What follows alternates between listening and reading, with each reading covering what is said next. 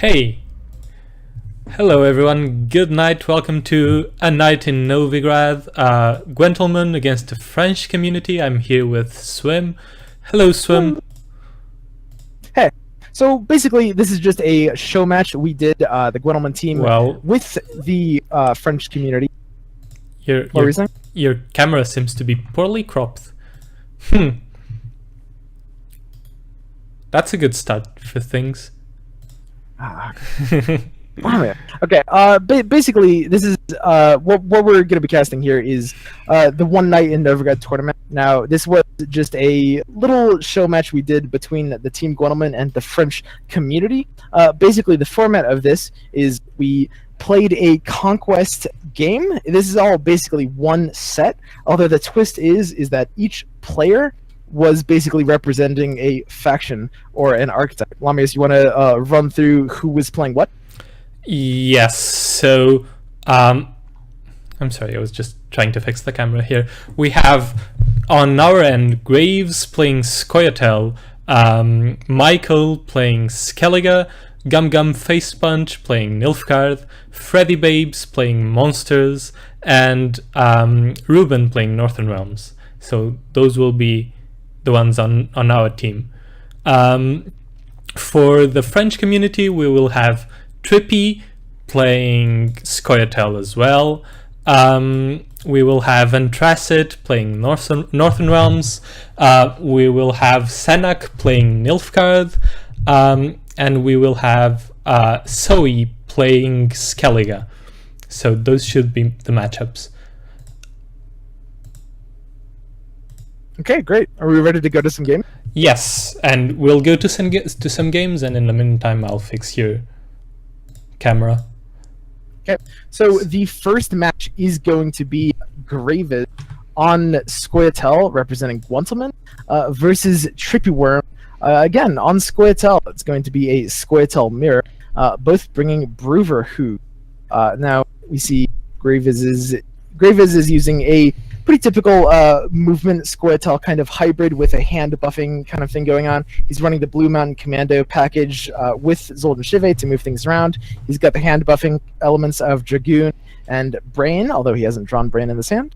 And he's got Barclay Elves to be able to give him a little more value, pulling Dwarfs out as well. Now, his hand is looking pretty solid. Oh, now here we see Trippy's hand. This is it's a kind of similar list. Yeah, we have access to the entire list right now, but basically he's using his own hand buffing package.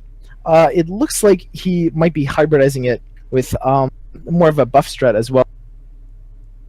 Yeah, his hand was slightly awkward. That was a very weird mulligan that he had to do. The fact that Gravez has the Blue Mountain Commandos in hand might give him an edge in round one. It's a very strong tempo play. Honestly, not having the access to Trippy's entire list, this would be a favorable mulligan for Gravez in my opinion, even though Geralt Igni is in the hand of Trippy Worm, and that might be a very strong swing in this run. Yeah, absolutely. So, I mean, depending on how long we see this round going out, we're going to see these Dragoons being played reasonably early, and we're going to see them start ramping up value here. Gravez does have the Blue Mountain Commando that he's going to be looking to lay down pretty early as well to try to get value out of immediately from Zoltan Shive, just to put a high tempo play out. And he's also got access to Barclay Elves via the Bruverhood in his hand. You'll note that Gravez's deck actually only runs 2 dwarves, which means the Bruverhood goes into the Barclay Elves, pulling out Sheldon Skaggs. So Gravez has access to a huge amount of tempo if he wants to. Yes, and the fact that the Dolbotlana Trapper here will be very important. If Trippy can manage to use the Dolbotlana Trapper to nullify the power in most of the Blue Mountain Commandos, that might swing the round in his favor. Absolutely. It is, however, gonna have to come down after the Sheldon Skaggs and the Zoltan, because otherwise it will be very possible to just move the units out of harm's way there. Yes. Although forcing out something like that very soon wouldn't be the worst thing in the world. If you play the fireball trap into a row with Blue Mountain Commandos, then you force out the Zoltan very early, and that's not a poor consideration considering he has Roach in hand. He knows that he's going to have a very hard time fighting for this round, so he might just want to force his opponent to trade the gold card for a bronze card and get out as soon as he can. Yep. Looks like Gravez is trying to establish himself into this round. Ooh, this is interesting. So Trippy's playing kind of slowly and non-committally. Gravez is probably going to play another Dragoon here. Trippy might actually have an interesting line to pass if he does. Gravez might be aware of that. Because Trippy has he's played Yavin as he's played Olgierd. He's pretty much ready to get out of this round now. He's got the Olgierd preventing the dry pass for card advantage out of Gravez, and if he can force these two Dragoons out and nullify their value by getting out of the round quickly, he might be inclined to do that. Alternatively, he does have the Igni as a 16-point play here. Absolutely. In this case, his play indicates, in my opinion, that he's looking for an avenue, or at least leaving his options open to get out of the round as soon as he can. His hand wasn't very good for him to fight deeply into the round, considering especially that he has Roach in hand. But he's set up the round in a way that he can leave it at any point and still be in a good position. Yeah, I mean, he looks like he's not sure what to do here. He looks like he might be interested in playing Roach, which would be a play that allows him to basically bleed a little bit out of Gravez because he's threatening that 16-point play with Igni. The Roach here basically would mean that he could just keep bleeding him out. But he's going to instead go for a pass. And I actually really like this play from Trippy Worm. Yeah, These first few turns and how he handled the round, the Olgierd prevents the dry pass, which is going to be very, very valuable because it just gives him that edge going into the round 2 and allows him to stay ahead of him. And he forced out 2 Dragoons, which would have represented a lot of value over time, preserving his own Dragoons that he is going to be able to get that same value out of. Yes, and he passes before Gravez has the opportunity to play the Blue Mountain Commandos, which means that he might force him into awkward mulligans, and he set up that round very well. He identified from very early on that he couldn't or didn't have the proper tools to fight for a round that went very deep, and he set up the pass, so he's now in a decent position to still fight for the game. Yep. Now, the interesting thing here is that Trippy has the Dragoons, but doesn't necessarily have the tools to, well, I mean, he lost round 1, which means he doesn't control how long this round is, which means, of course, if the round 2 ends up being kind of short, he would like to not play the Dragoons out here, but he has no control over that. So Gravez might have a line to, as soon as he sees those Dragoons, make a similar play and try to get out of the round earlier because they're going to be representing a lot of points over time in the long round. Another interesting consideration is that Gravez only basically saw the Olgierd and the Yavin, so he doesn't actually know what he's playing against yet. He doesn't know if this is something that he wants to bleed, something that he doesn't want to play the round into, for instance, something that sets up a lot of carryover. If he's playing against some sort of dwarf archetype or playing against something that has a lot of resilience, he wouldn't want to play this round at all. Absolutely.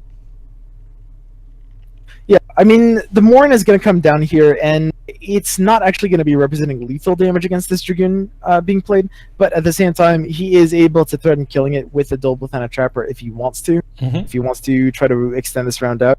Now, Gravez hasn't really committed to this round yet. He can actually pass here, force out an additional card by Trippy. The Morin tempo play really ensured that option, and in doing so, he would force a card advantage in round 3, and this Dragoon's effect would be nullified. Yes, but Gravez has already used 2 of his Vryhead Dragoons, and he's only seen 1 out of Trippy, so he might not be very interested in playing a long round 3. That's true as well. Yeah, he might have to take this one a little deeper, but tempo is going to be very important for him. At the same time, ooh, he looks like he's thinking about passing here. Yeah, he wants to pass. He might want the line of a very, very just high tempo play early on to try to get out of the round, but there's not really a great opportunity for that. Yes. I mean, the only way he can do that is by committing his Blue Mountain Commandos, and by doing so, he's kind of nullifying his win condition in a way. Yeah. You know, that he also needs to mulligan away the Teruvial in his hand so that he can actually have a target to pull with his Isengrim here as well. Absolutely. So he ends up passing. He recognizes, he takes the trade, and he says that basically he's willing to play against double Varhead Dragoon in the last round with the hand that he has. He still has a lot of very high tempo plays. He has the Blue Mountain Commandos still unused. He has only one in hand, so he can pretty much guarantee that he doesn't get a bricked hand in mulligans. However, he does want to mulligan the Teruvial, as you said, so it's going to be awkward if he draws another one of those Blue Mountain Commandos. Yeah. I'm kind of unsure what Trippy's kind of win condition plan for round 3 is going to be. I mean, he does have this one Trapper. We're going to have to see what he draws next. But the Trapper itself can only mitigate so much value that Gravez is going to be able to get from these Blue Mountain Commandos just being tossed around at the board by Sheldon, Skeggs, and Zoltan Shiva. Yeah. He's going to have to get very large amounts of value from both the Trapper and the Geraltigni if he wants to compete for this round, considering the tools at his disposal. Yep. Yeah, and it looks like he got locked into keeping that Elven War Dancer, unfortunately that's enough, very bad. with no way to mulligan it. But at the same time, he did get his second Dragoon, which means he's going to have a lot of power here. That being said, Gravez has 3 Trappers, so the question becomes, does he wait to see that third Dragoon, second one this round, before playing 2 Trappers to try to snipe them off? Or does he maybe, well, it's probably a little too early to start doing that now. Yeah. You don't play the Trapper here, but as soon as the Dragoon comes down, there's the interesting consideration, because you have to choose or whether or not you try and kill the 2 Dragoons with 2 Trappers, which, considering that you've seen he's playing a movement deck, is also relatively risky and might lock you out of good Trapper value. Yeah. This seems like a relatively safe Blue Mountain Commando, although he is electing to play the support instead, just buffing up something he's going to be able to play later in the round. I feel like Gravez is playing this very cautiously. He doesn't actually have the complete feel for what he's playing against, so he doesn't exactly know what he should be playing around. Yep, that's absolutely right. Neither player really has been able to see what tools the other deck has had yet. We've only seen Dragoons and supports, so both players right now are forced into kind of, you know, playing very cautiously before committing to any one specific strat. The Olgierd is kind of hinting at dwarfs, interestingly enough, as well. Yes, that's what I was thinking. Gravez at this point might be thinking that this is a carryover deck. The fact that he passed round 2 that early also might indicate that he thinks he's playing against carryover, which affects his play. Yep.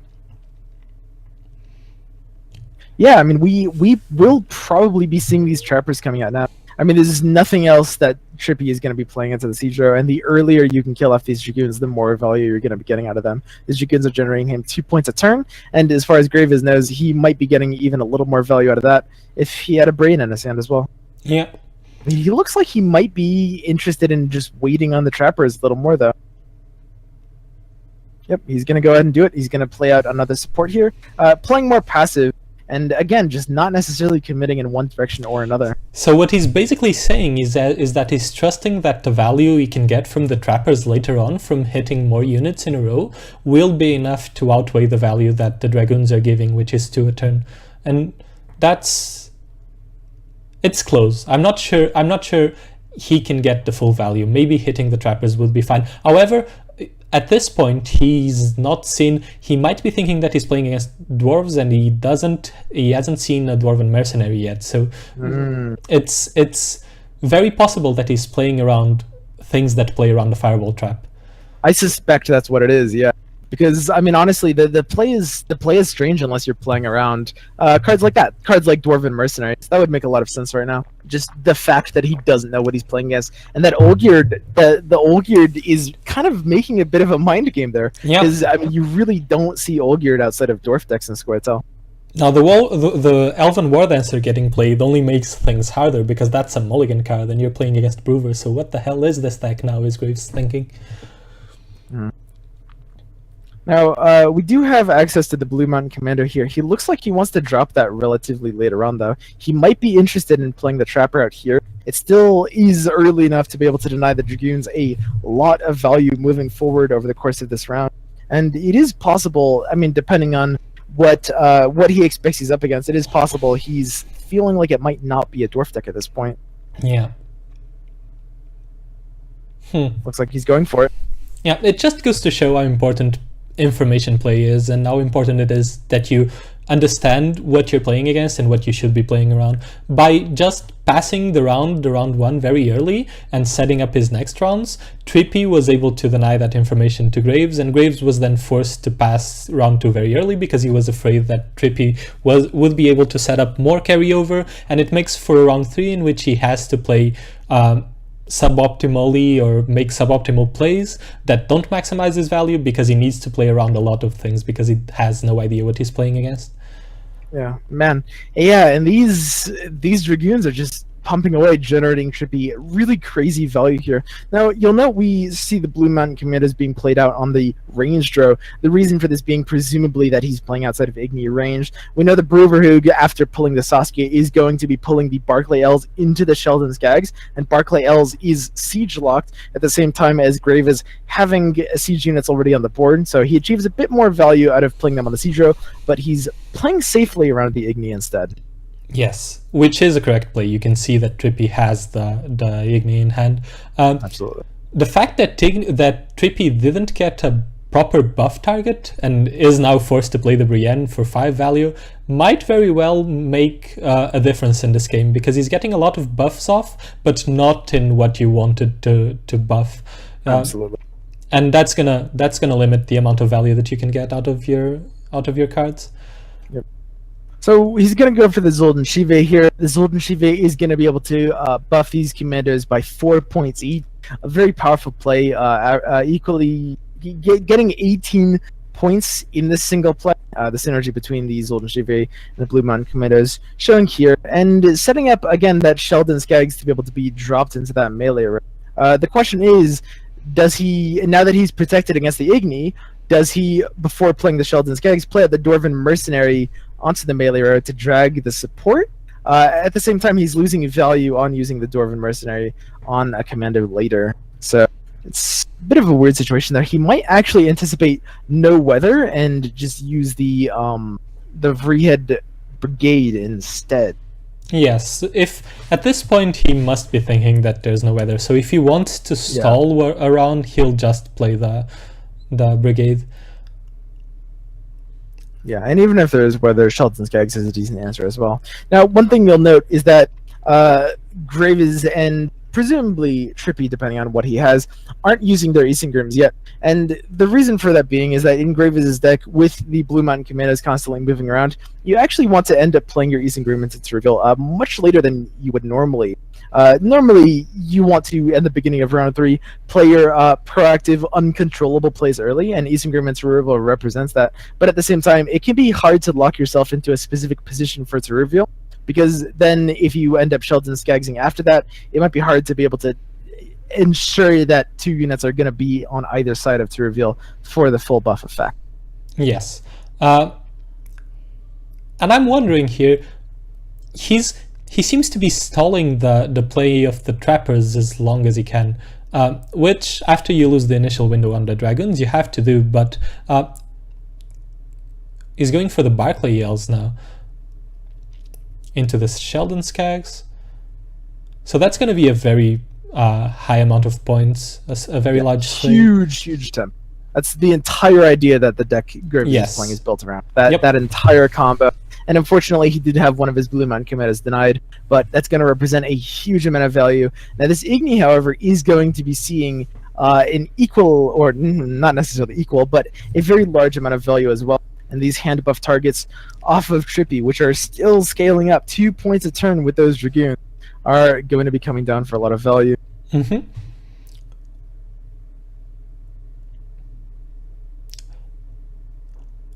This actually is going to be very close. I'm trying to do the math for how many points are available in each hand, and they're relatively close by. I think Gravez has the edge for now.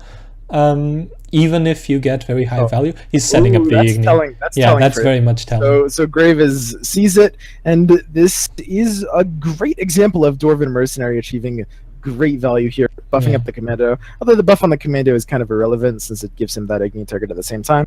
But inherently, it's a play that blocks the Igni's value And Trippy was probably a little surprised by that, because you expect with these decks that when you drop the Zoldan Shive and the Sheldon, that there might not be those move tools left. Yes, Trippy was definitely expecting. When he does, when you set up the play or the Geralt Igni in such a telling way, you have to not be expecting that your opponent has a way of dealing with it, because you know that if they have a way of dealing with it, they're gonna see the Igni coming.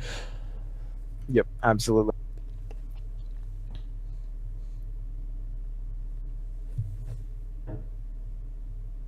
So yeah, it's just going to come down to these last few plays here. Gravez has a 31-point lead right now, where it might be about to see an Igni played for a 23-point swing. Pulling out Roach as well, if I'm not mistaken. There it is. Yeah, there's Roach. I'm not quite sure. He wasn't going to get higher value out of Igni because all the tools that buff are gone. But I'm not quite sure that a 23-point Igni is going to be enough. Graves seems to be in a very dominating position right now. These trappers are going to be representing a large amount of value for him, and Trippy only has one such trapper.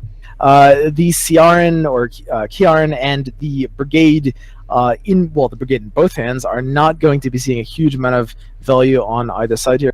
Although the Brigade in Gravez's hand is going to be able to represent buffing up one commando on the board for a little bit of extra value.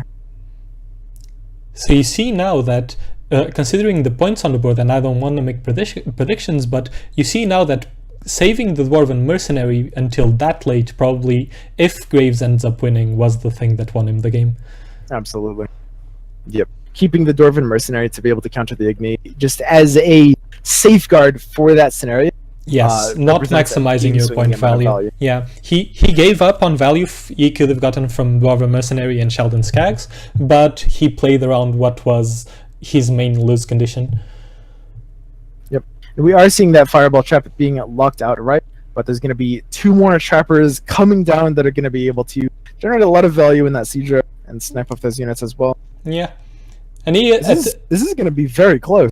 At this point, he can just play the Teruvial because he can force or try and force his opponent to play more units, so he can get full value out of trappers. He's already got the row set up for Teruvial, so it doesn't matter if he plays it now or later.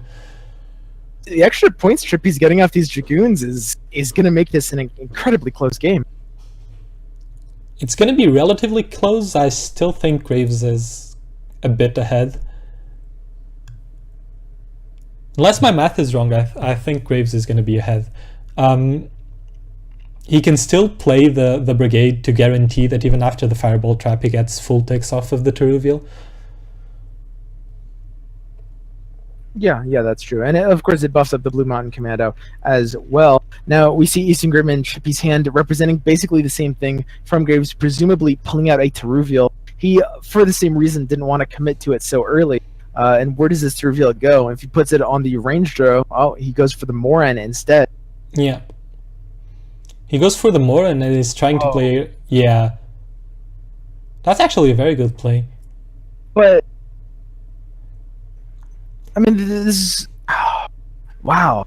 Denying that Trapper denies a huge amount of value. Yeah, the Teruvial wasn't buffed, so playing the Teruvial there and baiting the Trapper with the Teruvial...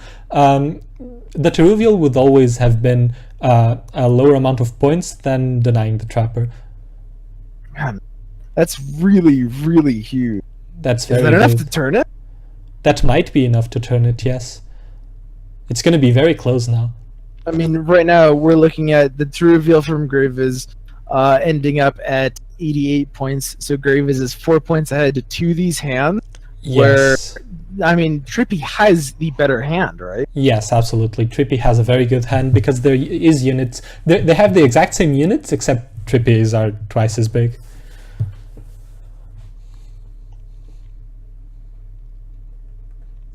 I wonder what Trippy is considering now.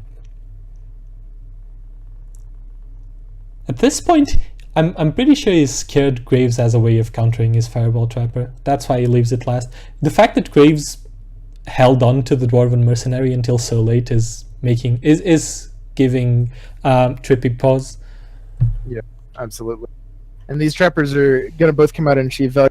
Now you see Trippy dragging Grave as his Blue Mount Commando. Obviously that buffs it, and Trippy did know that was gonna happen, but at the same time he's still setting up extra value for his trapper to be able to hit for, and beyond that, he's, I guess, expecting that the movement is gonna come down either way on that commando. Yes, still the optimal play would have been to send the trapper back. Yeah, and the trapper from Trippy is actually going to be killing the Barclay L's, which means, well, presuming that Gravez doesn't move it, which I assume he would, but it would kill the Barclay L's here, which would mean that if Gravez wanted to get value out of the Blue Mountain Commando, and we should see Gravez juking the trapper by moving it to his melee row. Yeah, absolutely. And Graves won. Yeah. Yep. If you take out the fireball trap, Graves won with the to reveal value. That card advantage did it. Yeah. The Moran was a very good play though. I really enjoyed what Trippy tried to do there, because he predicted that there was another, and the Aileron comes out. He predicted that there was another trapper coming, and he instantly placed down the Moran, baiting Graves into playing the trapper and denying him the trapper value. It wouldn't have been this close if he hadn't denied the trapper.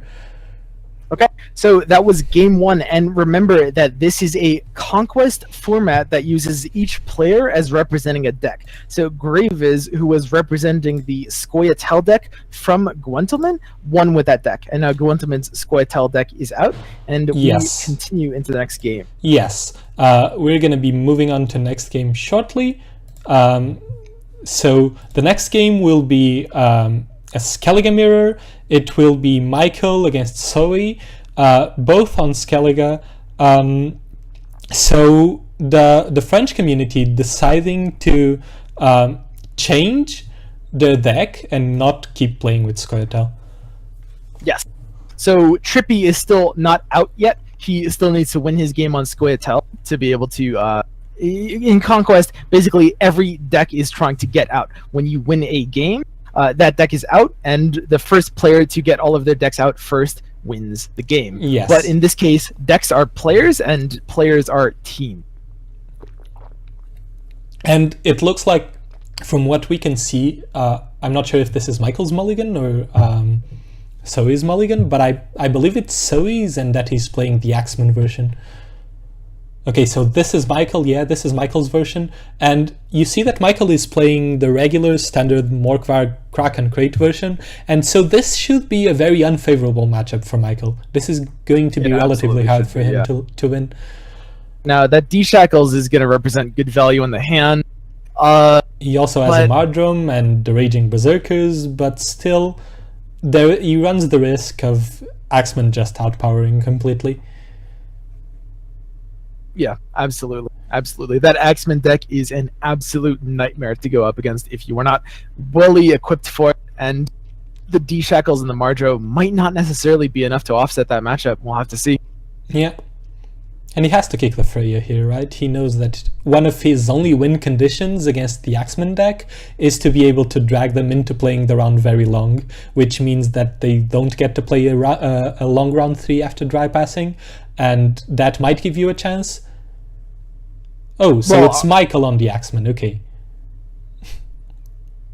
It's Michael on the Axeman and Zoe on the regular standard crack. So Michael should have the edge here. Yep. Absolutely. We'll see how this plays out. Michael's hand, however, is not necessarily amazing right off. I mean, we have the Alzur's double cross being able to pull the Udalric out, the operator to clone something, but at the same time, he's not drawing into his gold cards. 2 Stalemforged Tremors isn't necessarily what you want. D-Shackles in this matchup might not necessarily be what you want. He doesn't have all of his real combo pieces he's looking for here. Yeah. He might be inclined to Royal Decree and Avalak to try to find more. He'd love to find that Hjalmar. Yeah, You do that every time, even if you have a proper hand, you always Avalak, because you're playing against a deck that you know, and you've seen Morkvarg already. You're playing against a deck that you know runs Shield Maidens, and you're sure that he didn't keep more in the mulligan, so you want to do that as soon as possible to deny him an opportunity to use Shield Maidens and to try and get him to draw the Shield Maidens and have them bricked in his hand. And you can see here that Zoe did draw the Shield Maidens, so now he has 2 in hand and they lose value. Yep, there it is. So we're going to be playing out this round 1. Michael has the Operator to be able to clone an additional X-Men in hand. He has a Freya, which isn't really going to be able to get him value here, although if one of his X-Men were to get pinged off by Madman Lugos, that could give him value. And we see Zoe having the Donar here. The Donar is going to be valuable here because locking X-Men is a huge part of the win condition in these matchups. Considering the amount of tools available to Michael, he's only going to get 1 Axeman or no Axeman to stick, and that might be very detrimental to him. So he actually has the tools to deal with most of his Axemen. Yeah, I mean, killing the Axemen isn't necessarily the most beneficial way to deal with them, because there's always going to be Freyas that are just going to make them pop back up. That's always going to happen. But Zoe has the Dimeridium Shackles and the Donar for 2 locks, and the Mardro for the Banish, which is going to deal with the Axemen in a way that doesn't make them resible. Yes. At the same time, there's just no tool that Michael has to be able to deal with this amount of power on Zoe's board right now. So Zoe is looking like he's able to assert a good amount of dominance in an otherwise unfavorable matchup. And if Michael shackles the Hjalmar here, and he does, then that means that he's completely locked and he can only get 1 Axeman to stick on the board. He has 4 Axemen available to him right now, and 2 of them are going to get locked, 1 is going to get banished, and he's going to get 1 to stick. Yeah, absolutely. The 1 to stick is going to be coming out with an additional 3 points off the crack. Which means it should be outside of range for Madman Lugos to be able to kill, but at the same time, 1 Axeman isn't really enough to be able to swing for as many points as you need to. In addition to that, there also is the decoy for the Donar coming out on Zoe, so he does have the 3rd lock if he wants it. So he can entirely deny he can entirely deny Michael the opportunity to have any Axeman on the field. He does use, or he seems like he's planning on using the decoy on Hjalmar, which locks him out of using the decoy on Donar. I'm not sure if that's a trade-off that you take in this matchup. I would be skeptical. Absolutely. So there's the decoy in the Hjalmar. He's got a 2nd Lord of Unvik out, and that is, of course, going to represent a really, really staggering amount of value. Now, so he knows exactly what deck Michael is playing. The turn 1 Royal Decree into Avalak is a huge telltale sign, and he knows for a fact that that deck has absolutely no way to deal with a single high-strength unit. These 2 Lord of Unvik's dying are both going to be buffing this Hjalmar up to a value of 38, and in a normal matchup, that's super vulnerable to getting controlled by something like an Igni, a Mardro, etc. But he knows that there's nothing like that that's going to come down. Which means that this 38 strength Hjalmar is going to be a really, really big threat. At the same time, though, he's kind of bluffing because he doesn't really have a way to kill the 2nd Lord of Unvik unless he plays the Shield Maidens, one after the other, which gives Michael ample tell that he doesn't have any other ways of killing the Lord of Unvik. So he can only kill 1. And so he passes. That's a very risky thing to do. Against Michael's going to need 27 points here. Yes. He's going to have to go down for sure to be able to make that. Yes, he's gonna have to go down in cards, but it's very risky because giving Axeman the possibility of having a 9 or 8 or 10 card round in round 3, a very long round in round 3, sort of nullifies card advantage because you know they'll beat you in value, especially considering the fact that you no longer have Hjalmar to use in round 3 because he's been demoted, unless he draws Sigdrifa. Yeah. So Michael has no way of beating him in 2 cards here. We have the crack coming down, so Michael is going to go ahead and elect to pass here, having no way to beat him without committing at least 3 cards. Normally, X-Men wants to push round 1 very, very deep, but Zoe was able to exert such a pressure with that pass that there was just no way to be able to make that. I'm not sure if being in Michael's position, I wouldn't have taken the 3 cards and won round 1 either way. Because what's going to happen now is that losing round 1 is very detrimental to this deck because he either forces Zoe out of the round by overpowering him completely and being able to pass and be certain or take the risk that Zoe can't catch up, or he's going to get played. And if he does get played, then Michael loses for sure. This is not a deck that deals well with getting bled. Axeman's win condition is effectively generating as long as possible of a round 3, yes. right? And when you lose round 1, like, I mean, with Axeman, card advantage doesn't matter to the degree where you would be fine in a round 3 as long as it's long enough to supplement the difference of cards that you have. Yes. But if you lose round 1, so he's going to be able to force a super long round 2 out, leading to a minuscule round 3 that Michael's going to have a really hard way dealing with. Yeah. If anything, the situation that is put in by passing and losing round 1 being so dire might be a very strong argument for why he should have taken the 3 cards down in round 1. Playing a very long round, or a 9 or 10 cards round 3 as Axeman might be a better chance at nullifying the card advantage or the effect of the card advantage, because Axeman generate a lot of points over a lot of turns, and it might given Michael a better chance of winning this game if he had taken the 3 cards down in long round 3 than he will have with short round 3 that Zoe is going to force now. Okay, so we see Michael playing forward with the Hjalmar. He wants to catch up a little bit here. He knows that he is in a bad spot at this point. He's really, really being pressured. He knows that Zoe is going to take this opportunity to force this round out long, and he might be banking on drawing into that renew to be able to serve as basically an anchor, a finisher for round 3. Yeah.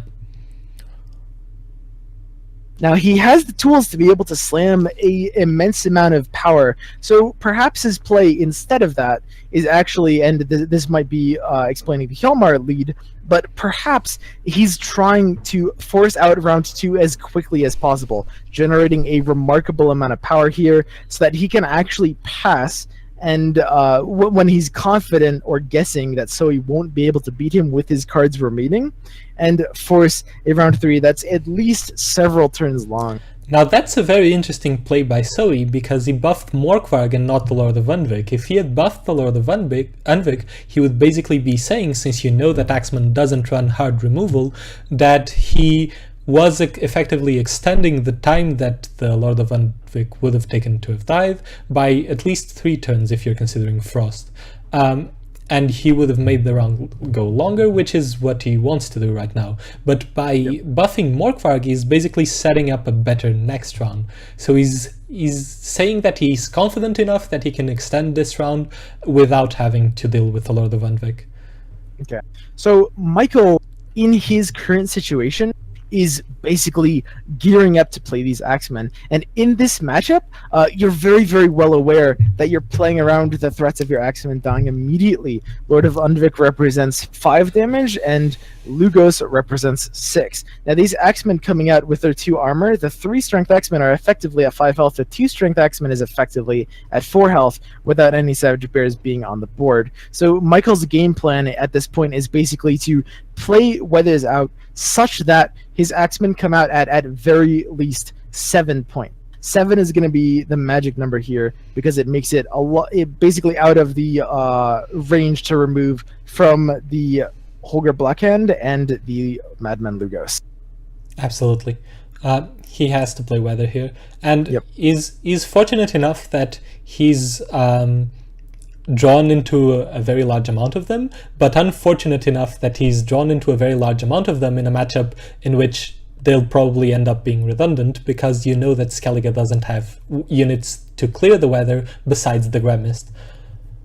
Yep, and there's that Frost. Now that Frost is going to do just that. These Axemen are coming out at 7 strength effectively. If you place a 3 strength Axeman out, it immediately gets boosted to a 5 with 2 armor, pushing it just outside of the removal range of Holger Blackhand and Madman Lugos, which is what he's set up to do.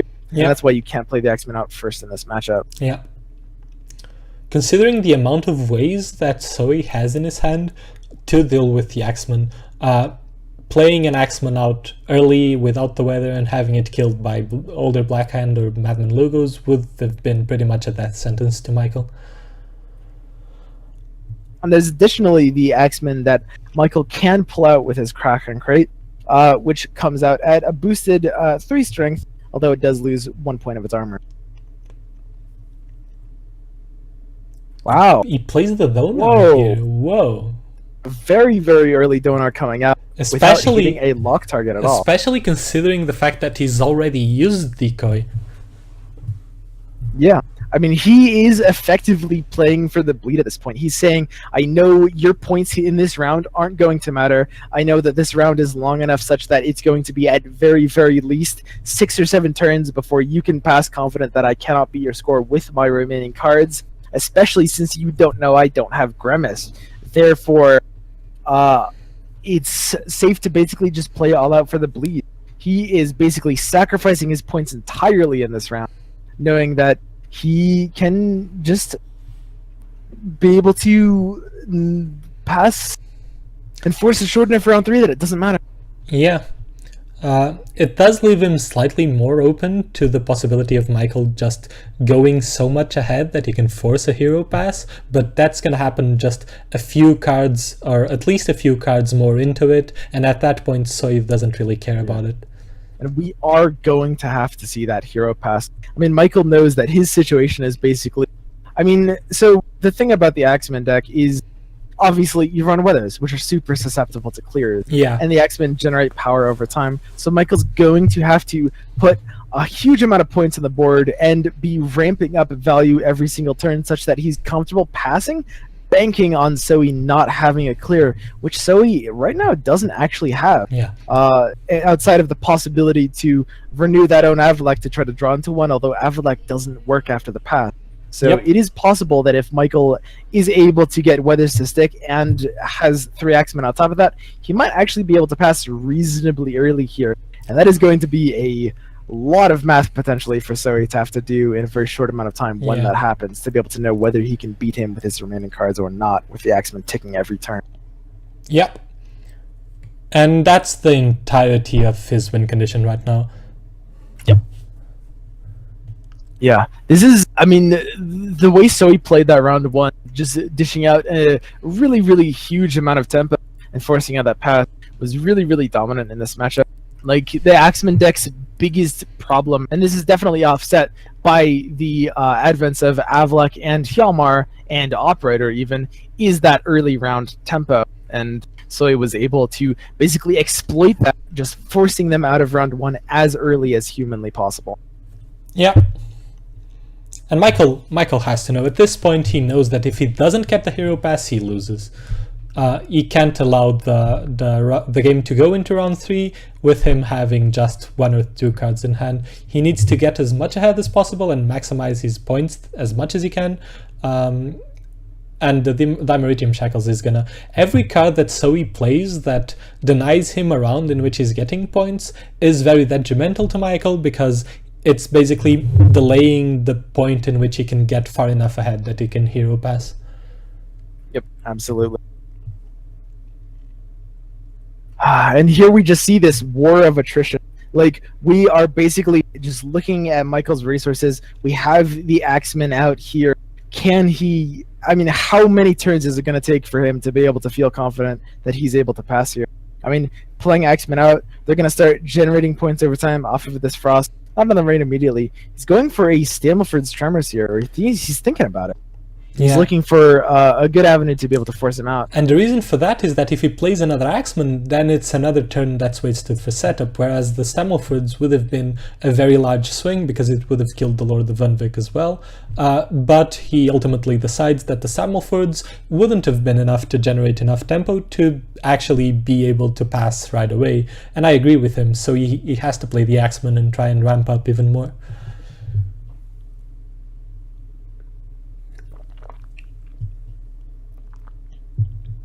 Yeah, I mean, this is just looking like a really, really sticky situation for Michael.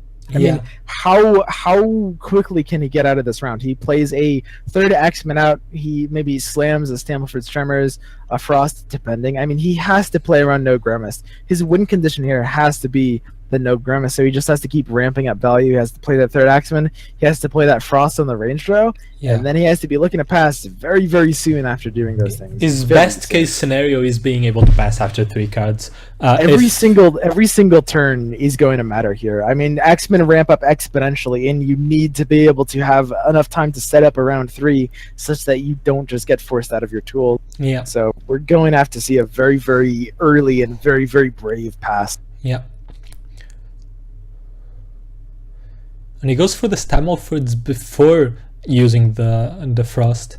He's delaying the Frost a while, and maybe he's hoping that he can keep some of his tools into next round, but he's banking on being able to force the pass without going all in on the exponential increase on the Axeman value.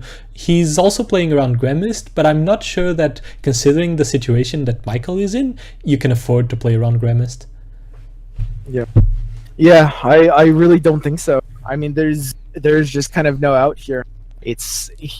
I mean, by staying in this round, he's only increasing or narrowing his win condition further, because I mean, with each passing turn, the amount of points he's getting in round 3 is just going down exponentially.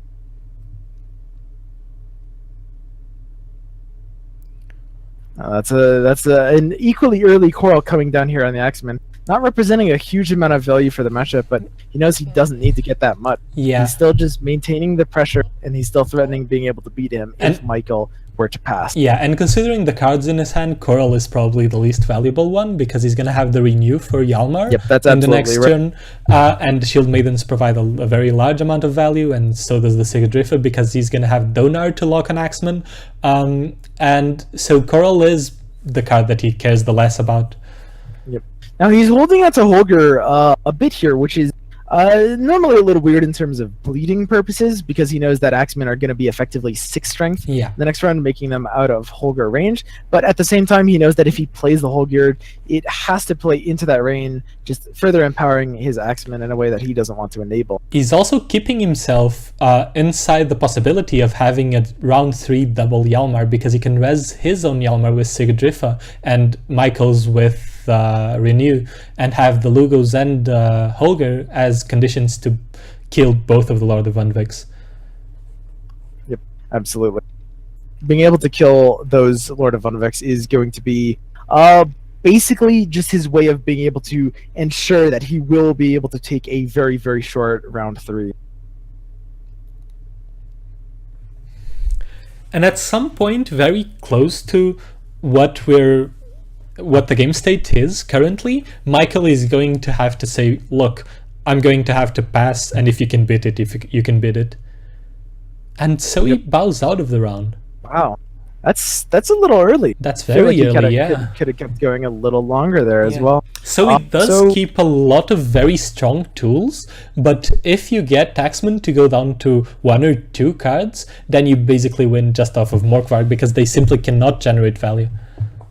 Absolutely right. So Michael is going to be fishing for Renew as much as he can here. That Renew represents an Avalak, which can extend the round, or a Hjalmar if he wants to, which can of course be a very, very huge amount of point. Now he does have 2 Axemen in his hand, and 1 being pulled off the Kraken crate, and he's got a lot of weathers as well. So he's going to start opening with these weathers, start buffing his Axemen up. Yeah. So at this point, Madman Lugo is able to deal 7 damage with an Armor Smith, if there is an Armor Smith to be played, because Armor Smith has the Veteran tag, meaning it's 7 points in round 3. Yes. So Michael is very well aware of that, although the question remains, is he at the point where he feels like he needs to take that risk? He might have to play a 4 strength Axeman out here, gaining 2 armor, gaining 1 point immediately, but still being in exact range for that Lugos into Armor Smith, if so he doesn't play any more weatherable units. And he does still have the possibility of double Hjalmar at his disposal, which would be disgusting, because Michael has no way to stop it. And he does have a way to kill instantly the 2 Lord of Unvix. Yep. So he plays the bear out. Now the bear is going to represent the axeman getting one more point off of that frost immediately, but at the same time, it's going to be losing a point as well because the bear is going to be swiping the axeman down, which means if Michael were to play that axeman out at 4 strength, it would still be in range of the Lugos into Armorsmith play. This is going to be a very close one. Yeah. Michael is in a very hard position, even with the early pass, I think. Yep, absolutely. The fact that Zoe can potentially get 2 Hjalmars and kill both of the Lords of Undvik, I don't see how even the value that Axemen are getting can overcome that. Yeah, it's going to be really, really hard. The double Hjalmar... The double Hjalmar is pretty ridiculous. We are going to see a massive, massive swing here. So, Lord of Undvik reads specifically buff all Hjalmars. There are 2 Lord of Undviks, there are 2 Hjalmars, which means both of them are going to be 35 points, although one of them actually has an extra 3 points, which is going to be representing 73 points across 2 units once both of those Lord of Undviks are dead. And that's going to be a really, really unbeatable amount of points.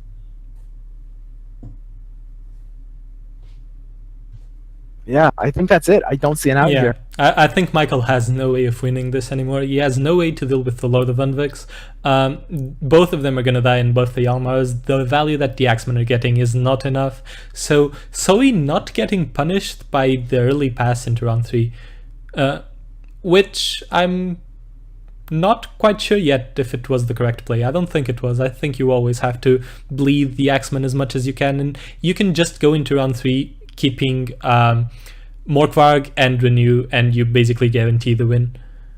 Well, at the same time, he knows that the Axeman deck has absolutely no way of dealing with these 2 Hjalmars, which he was always going to be guaranteed. And the Shield Maiden's on top of that. I mean, any further he goes into that round loses him the guaranteed double Hjalmar kill, and there's no way the Axeman can deal with that. So it didn't ultimately matter at that point. Like, yeah. Once you lose the round 1 that early with the X-Men deck, it becomes really, really hard to take the game back after that. And it just goes to show that you can't afford to lose round 1 with this deck. I think Michael should have probably fought for round 1, even going 3 cards down. That might have given him a chance to win this game. Maybe. Yeah. The Shield Maiden is going to be coming out representing being able to kill one of the Lord of Undvik, and the Holger Blackhand is going to be able to kill the other one.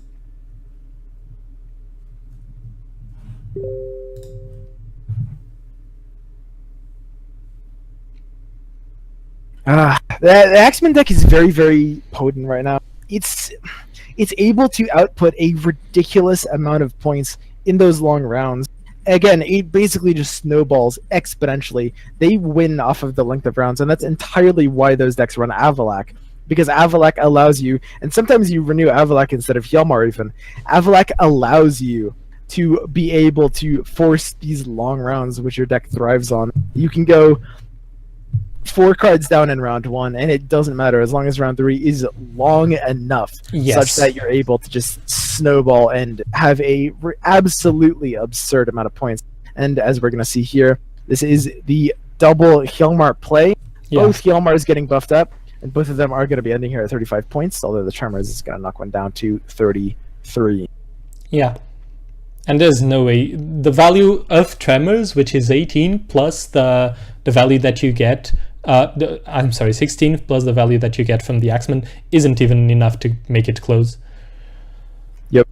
It ended relatively close. It was only 20 points off. You give that round 1 more turn, and this goes to show what I'm saying with these Axemen. Every single turn really, really matters here. You give them 1 more turn, and maybe Stamelford's Tremors can turn that one around. Like, that's huge at the end of there. Yeah, absolutely. One or 2 more turns would have won Michael that game. Yes, absolutely. If Zoe had passed 1 or 2 rounds earlier, he would have lost that game. So we're now going into Michael against McLogan, which will be Michael on Skellige again, and McLogan this time on Monsters. So that should be interesting. Yep. And now remember, this is the Conquest format, which means that Zoe from the French team is now out. He no longer has to play, and there's Skellige deck 1, whereas Michael still has to continue. They could have switched him out and done something else for the time being, but Michael basically has to keep playing games until he wins one and is out as well. Yep. And at this point, it's not far enough into the series that Team Gwentlemen can actually accurately make a prediction for what is going to come next. So they decide to stick with Axeman, which should have a very strong matchup across the board. Yep. Axeman being one of the most dominant decks we've seen to emerge this late into the patch. This new Axeman variant is incredibly powerful, and it has very few unfavorable matchups. And it should, in this particular matchup, it should be slightly less favored against this particular version of monsters than the Dagon ones, but it is still very much favored against monsters. Yep. So here we see a consume hybrid variant. We've got the Ekimars and the Vrans being able to buff up Neckers as well. He's using basically a Frost and Consume hybrid list. And his Succubus is going to achieve really, really huge value here. Succubus in this matchup tends to be the Monsters player's win condition, and Michael, having no D-Shekels in hand now, is going to have to be drawing into one to be able to counter that Succubus. Yes, and the fact that he drew True Frosts, McLogan drew True Frosts. This deck doesn't run Foglets, so it's not as susceptible to bad mulligans, but his Wild Hunt Hound is still gonna be struggling to find targets for the rest of the game, because I don't think that deck runs more than 2. Yep, that's absolutely right. So we're going to be seeing Michael be playing out this first round. Now, the thing about this Axeman deck is you basically play the first round as long as you have to. The trick with this is knowing exactly how much to commit here to be able to force them out, and then getting out of the round, basically playing your cards in the right order. Knowing when to pull the trigger, when you're fine Stamel for Tremorzinc. You like to basically play the round out long like normal, not necessarily committing too many Axemen, not necessarily committing too many Weathers, and then play generally a single Stamelford Tremors to be able to force them out. And the trick is knowing exactly at what moment you're able to do that. And we are going to be seeing a lot of Weather Clears in the hand of McLogan. Absolutely.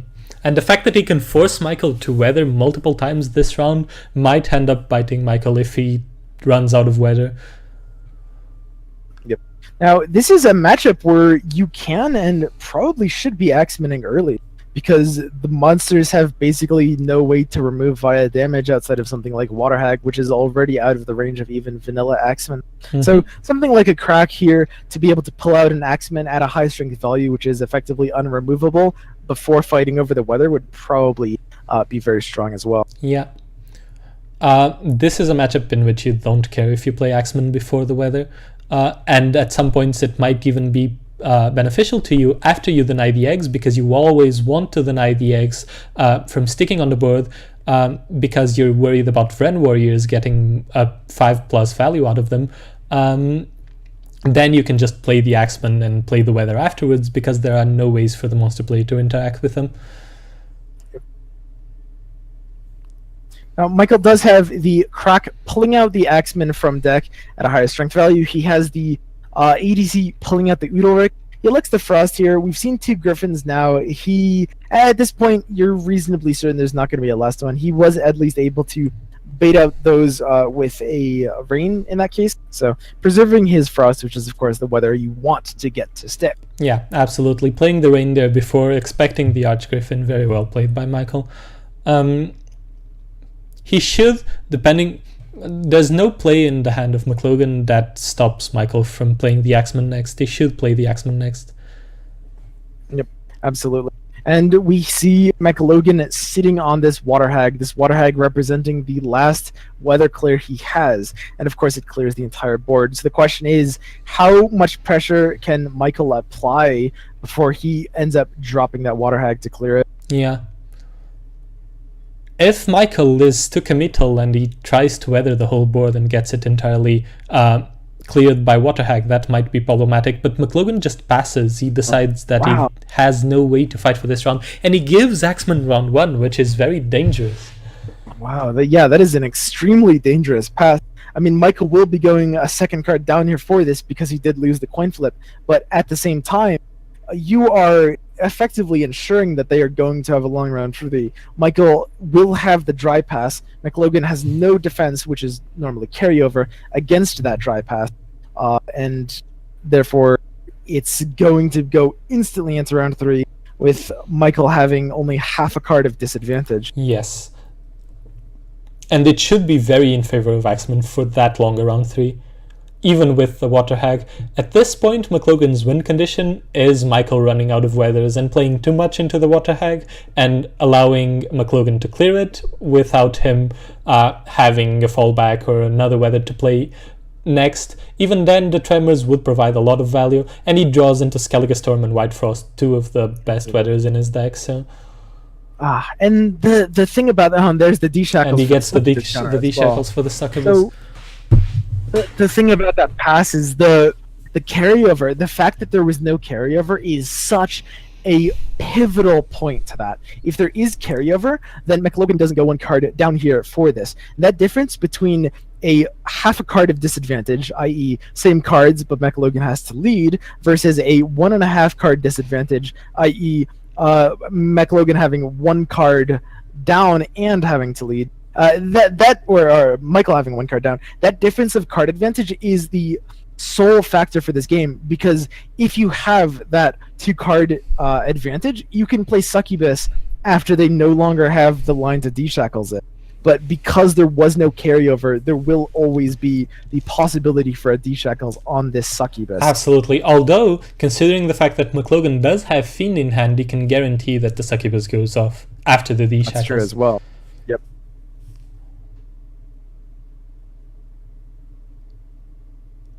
So it's mostly going to come down to whether or not the value generated by the monster player is going to be even close to being able to compete with the value the Axemen are going to get in a 12-card round, which is very good for the Axemen player. Yeah, I mean, Michael here has basically, depending on what the Udalric draws him, he should have 4 Axemen here, probably. And that's going to be so hard to deal with, even if he only has 3. Even if he only has 3 Axemen, there's only one answer, which is Succubus, which basically means it ends up being Michael's 2 remaining Axemen versus the one that McLogan steals from the Succubus Fiend combo, and those 2 Axemen should be able to win. Now, McLogan does have the 1 Axeman that he has from the hand from the operator that Michael gave him, but at the same time, it's not going to be nearly as big as the ones on Michael's board or the ones that he steals from Michael. Yeah. Michael has the luxury of only playing a very limited amount of units, so he can keep that Axeman value in check, whereas the monster player, McLogan, will have to play a lot of units onto the board if he wants to even generate value, so the Axeman will be a lot bigger on Michael's side. Plus he drew into the Almar, which will also put a lot of pressure into McLogan to deal with. McLogan is in a very complicated position right now. Passing that early into round 1 and allowing Axemen to have a 12-card round 3 is something that will very often cause you to lose the game. Yeah. Yeah, this is looking... I mean, the long round 3 is just what Axemen thrives off of. Now, the Udalric didn't offer great choices, but at the same time, it's still... I mean, it's going to be 2 Axemen versus 1, basically. It's going to be Michael's 2 from hand versus the one that the Succubus steals, which is maybe, let's say, the one pulled from Kra. It doesn't matter. But the more Axemen should be able to win this one out. And there's only going to be 1 full board clear coming from McLogan as well. And there's no longer a way for McLogan to deal with, to get a win condition out of playing around the board clear, because even if he does wait until Michael frosts the entire board, Michael will still have White Frost after the clear. Absolutely. Yep, and White Frost will do a tremendous amount of value. All that said, the tools that McLogan have are not very useful. There is the Necker coming out from hand, and the Necker is your worst enemy against these Axemen because it represents a unit that's just going to keep coming back, and it's going to keep dying, and it's going to be literally feeding these Axemen points. Yeah. You don't want to have bodies on the board against the Axemen, and this is why McLogan is stalling the playing of his units as much as he can. But the Neckers there are probably the worst thing he could have in his hand. Yeah, and he knows he has to get maximum value out of this Water Hag, so he knows he has to bait the third weather on the third row before doing so. He elects to go ahead and Vran that. Now, this is immediately going to condense the amount of units here on his siege row, which is going to prevent the Axemen from gaining further value from being able to hit multiple units.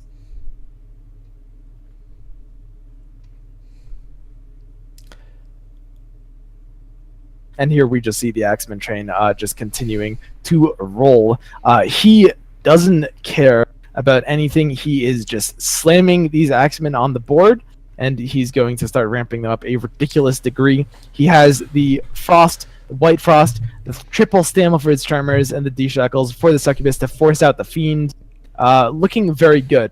That is one of the nice things about D-Shackles here, or at least the threat of D-Shackles, because it means that the Fiend cannot be used for the Axemen, because he knows that he needs the Fiend to be able to unlock the Succubus so that it can steal an Axemen, which means that McLogan does not have the luxury of being able to lock one of the Axemen with Fiend here.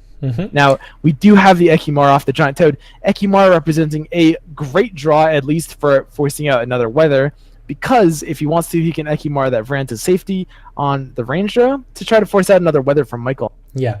And at this point, I'm not quite sure why McLogan didn't play the Axeman earlier, even when he played the Giant Toad there, because he's getting value per turn as well from the Axeman, and as the moment he plays a unit into ranged row, he's basically telling Michael to play a weather there, and that's one of the ways that he can try to win this game. Of course, he doesn't know that White Frost is in Michael's hand, and he could try to play a unit there to force him to weather another row, and then Water Hag and clear and hope that Michael doesn't have any more weathers.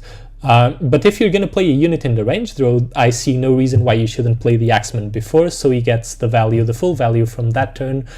Each turn later that you play the Axeman is going to represent less value. So here's that Frost coming up, and that, I mean, it basically has to be a Water Hag.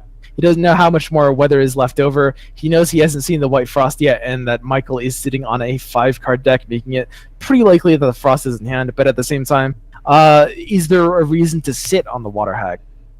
No, you're never going to get better value out of it.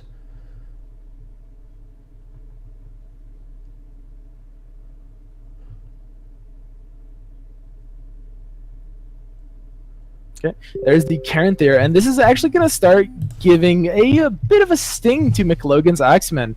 After this armor is gone, it's going to start getting 3 points a turn, which is fitting because it's also costing McLogan 3 points a turn off of the Frost that it's also in, and the 3 Axemen that it happens to be buffing.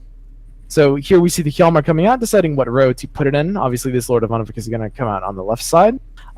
And he's basically just threatening more value now that he's got his Axemen train all set up here. We've got the Lord of Unvik just representing more points for these Axemens, and here we see the snowball really start to happen. Yeah, and this is where Michael runs away with it.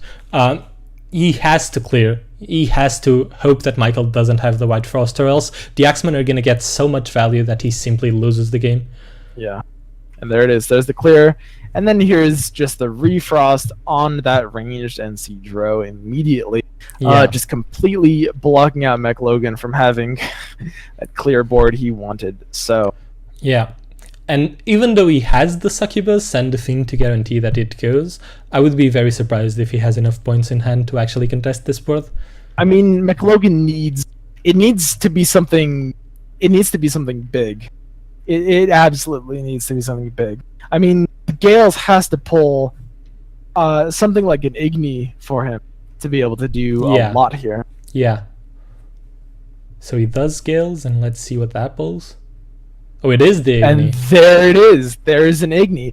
Wow, that is huge. Yeah, that brings things a lot closer. Yes. This game just got extremely close, extremely quickly. This means the Succubus means it's 1-to-1 Axeman, which means it's basically Michael's Hjalmar versus all of the units that can survive on McLogan's board. This is going to come down really close. Yeah, this is going to be very close now, especially because he has the guaranteed Succubus to go off.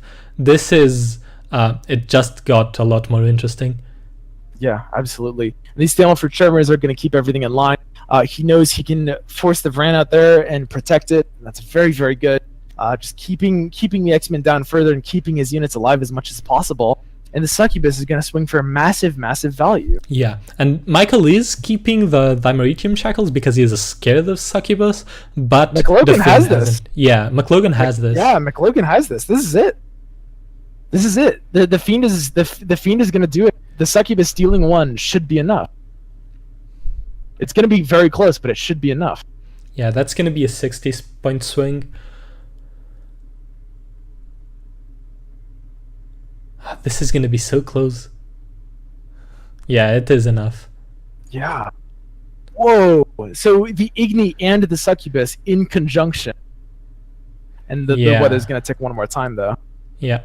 The Igni and the Succubus in conjunction were able to just outpower this deck in round 3. And that's why he passed so early in round 1. He was confident he could beat the deck in a later round. He knew he had the Igni, and he was confident he was going to be able to play the game and to beat Michael at his value game. A very good call by McLogan, and we were questioning his judgment on passing that early. So we were wrong. Sorry, McLogan. Yeah. That was a good round 3. That came down really, really close, even after all that. Just a little bit of extra value. Like if that Ekimara isn't able to just take off the value from that Frost, that might not go that way. Yeah. So now we're gonna have Anthracite against Michael. Team Gwentlemen still sticking to Michael. They're sticking with the Axemen. The Axemen are a very strong deck with very strong matchups across the board. So they're hoping to get a win with the Axemen, and they're still not confident enough that they can get a counter matchup. And Anthracite will now play Northern Realms.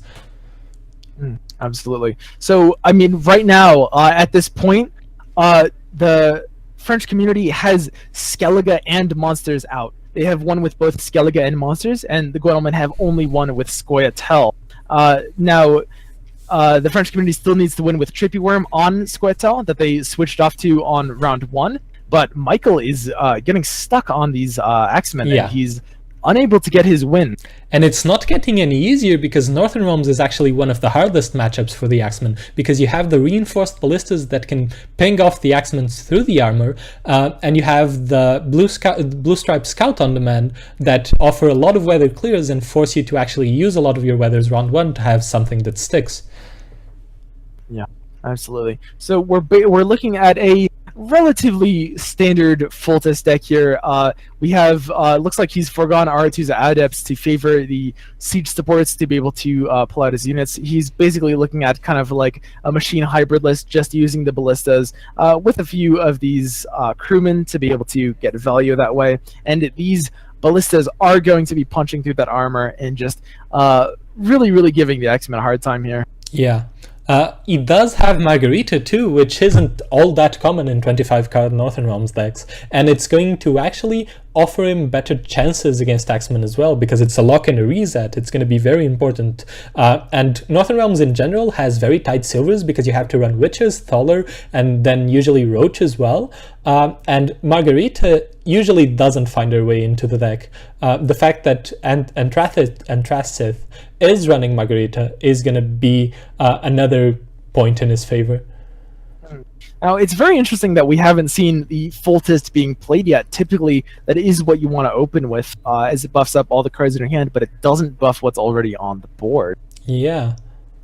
Especially considering against an Axemen deck, you kind of want to kind of clear off a board, or try to avoid, playing units too proactively.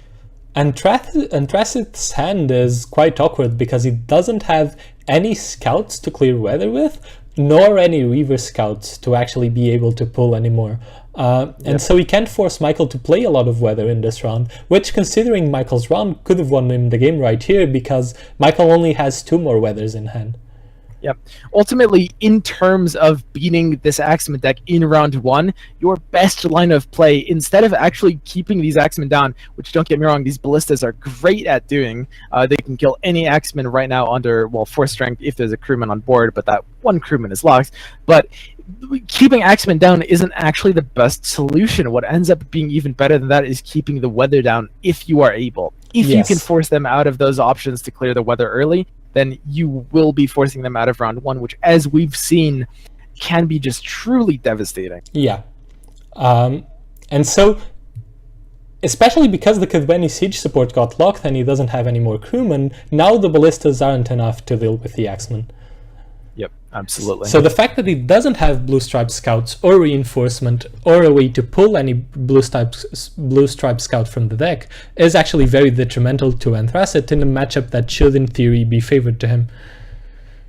And Michael here is just playing more Rain. He doesn't want to commit with any bigger weathers, anything you would pull from Aeromancy, because he's playing around the possibility for Death Mold, probably in particular, which would clear an entire board of weather. Yes. He also knows that he doesn't have any more weather and he has to rely on drawing into it. He will have Renew into Avalak next round, but still it's an uncomfortable feeling when playing Axeman and you don't have enough weather to weather the board, because you need both of those combo pieces. You need the Axeman and the ways to hurt the opponent's units. Okay, so we see Anthracite playing the Reinforced Trebuchet into the Siege row, which seems a little odd, but at the same time, there's already a unit there taking damage, so it's not stacking up to weather, and he presumably didn't want to stack them on the melee row where they would both start eating that frost. Basically, he knows that there's going to be more weather no matter what he does. Yes. So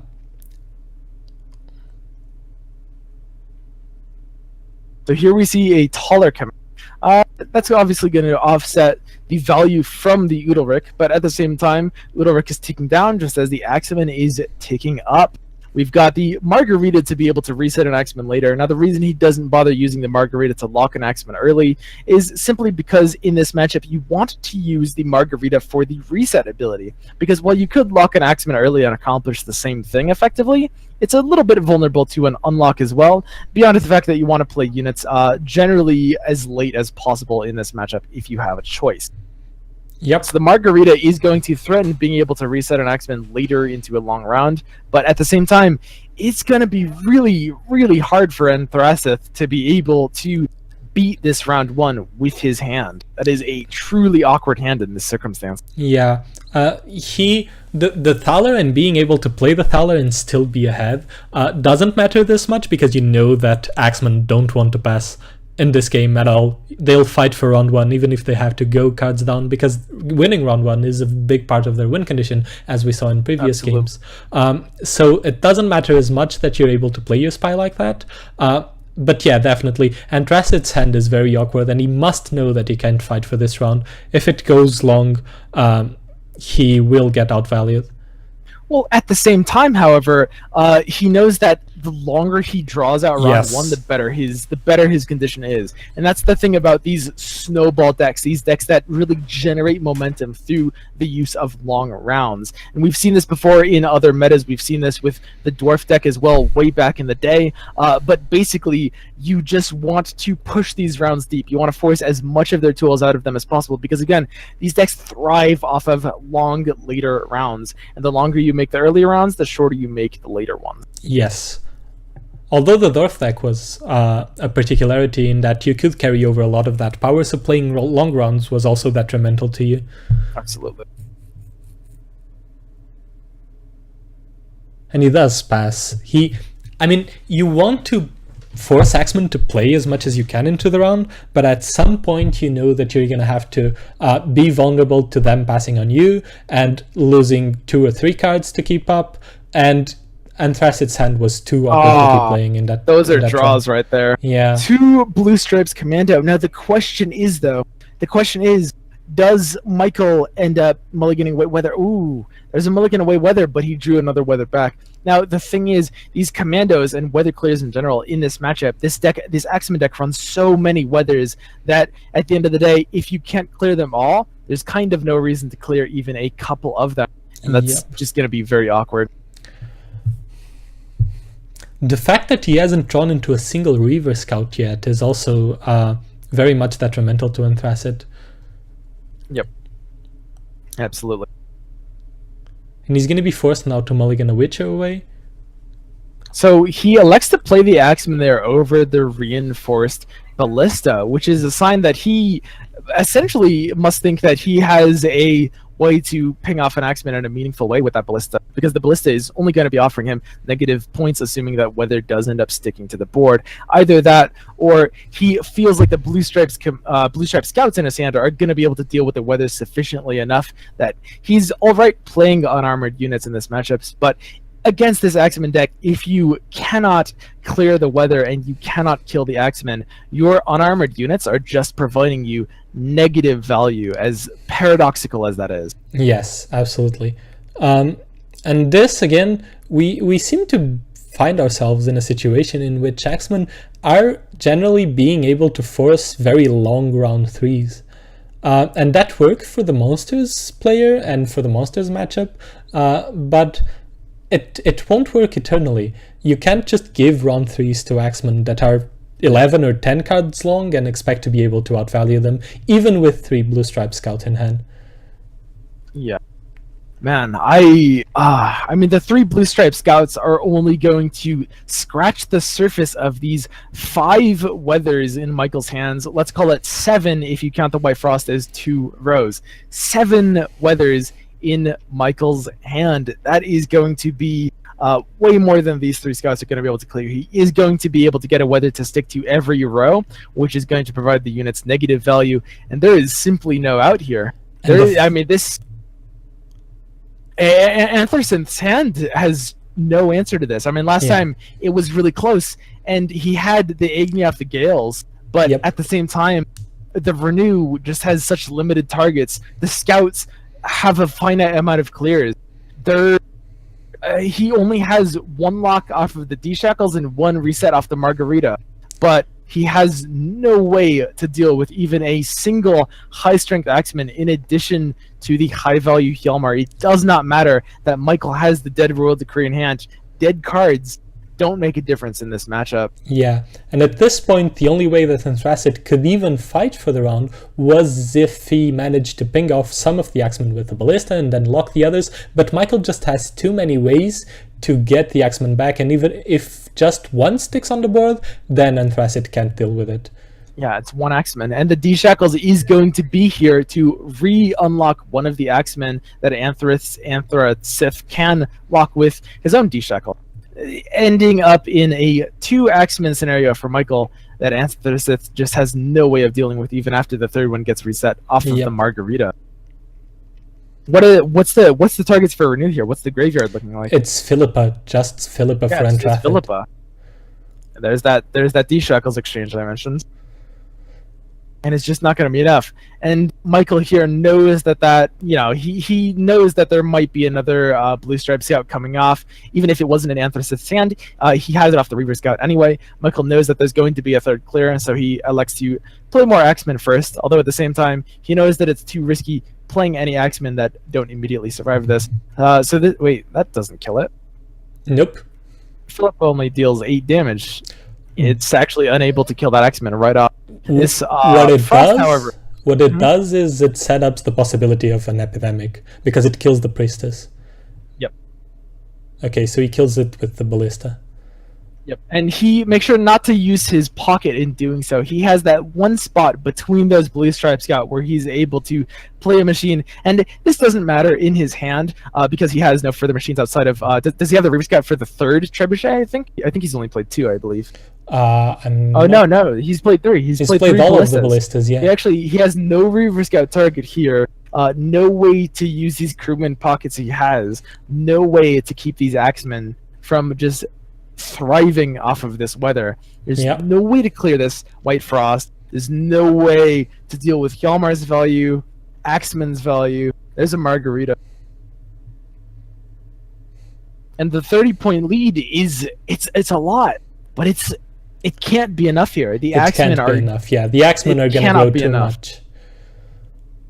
Yeah, and again, even with the Dead Royal Decree in Michael's hand, it is still not necessarily going to matter. It's going to be close, but I mean the frost is just ticking. The points per turn is like 20 here. It is. And the witches are gone. He played the witches already, so that's just a soul witcher. It's not going to be enough. Michael is going to take this. Yep. Even with the two completely dead cards in Michael's hands here, the Aeromancy not being completely dead, he can weather the Siege Row, but effectively his hand is meaningless. He will just win the game by time and time alone. Yep. And there's really nothing Antracid can do about it. He didn't draw the Reaver Scouts or the Blue Stripe Scouts in the early round, and he couldn't fight for it. And then he ended up drawing the Reaver Scout in the third round when he had no targets for it. So a bit of bad luck from Antracid. Absolutely. Absolutely. Here, he's thinking about the Aeromancy. The Aeromancy is... I mean, what's the... Yeah, I guess it doesn't really matter at this point. Yeah. And there's that Axeman. He knows the last card was the Witcher anyway, as that Royal Decree. Yeah. He knows for sure that isn't the Death Mold or anything, so... Okay, so Michael on the Axeman Skellige deck representing Gwentlemen is going to be out. The score right now is even. Gwentlemen has gotten out their Scoia'tael and their Axeman Skellige deck, and the French community team has gotten out Skellige and Monsters.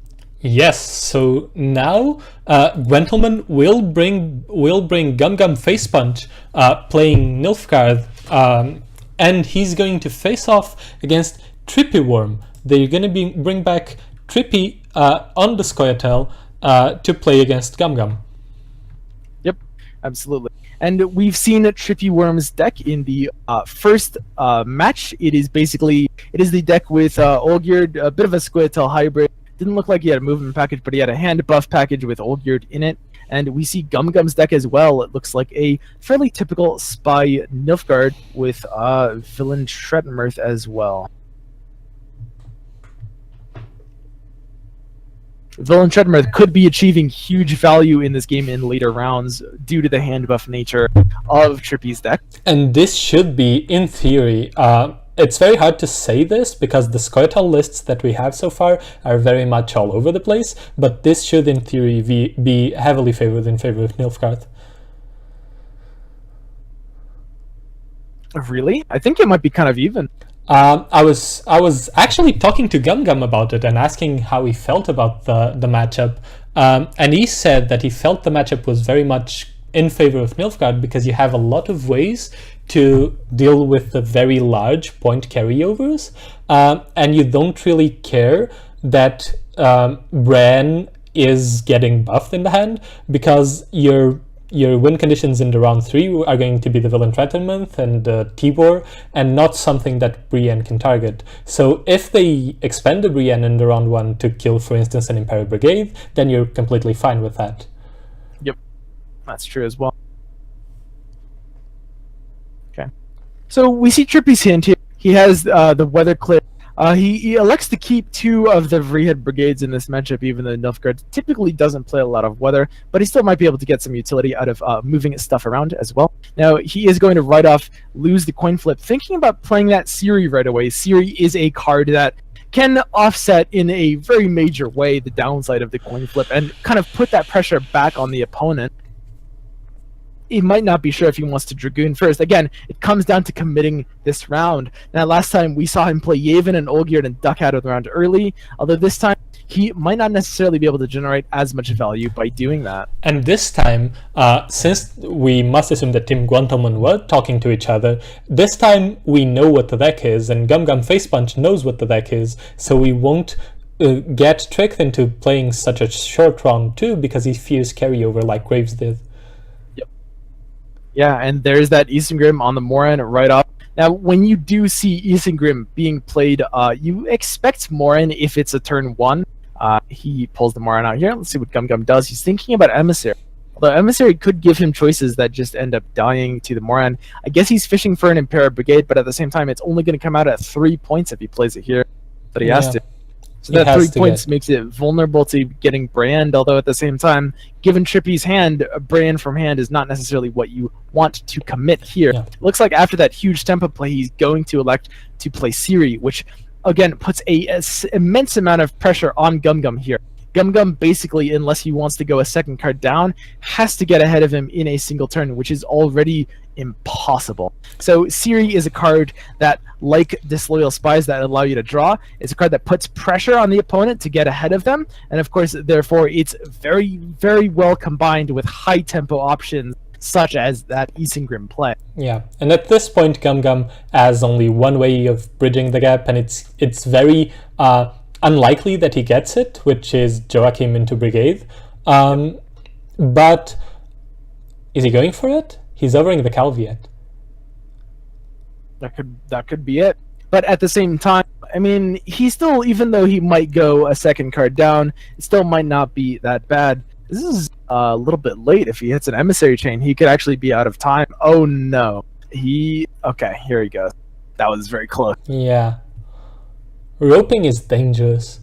It sure is, isn't it? So we see, again, Trippy Worm's just huge tempo opener. I'm actually a huge fan of this opener, and you'll note the Roach there. Now, a lot of people are kind of cutting Roach out of the decks, but Roach is still a very powerful card, and that extra 4 points on top of that huge tempo play, the 18-point Isengrim, making it a 22-point Isengrim play for the Roach, enabling the Ciri to therefore force them out of the round unless they want to go a second card down, which is what we're seeing here, is a very, very smooth opener indeed.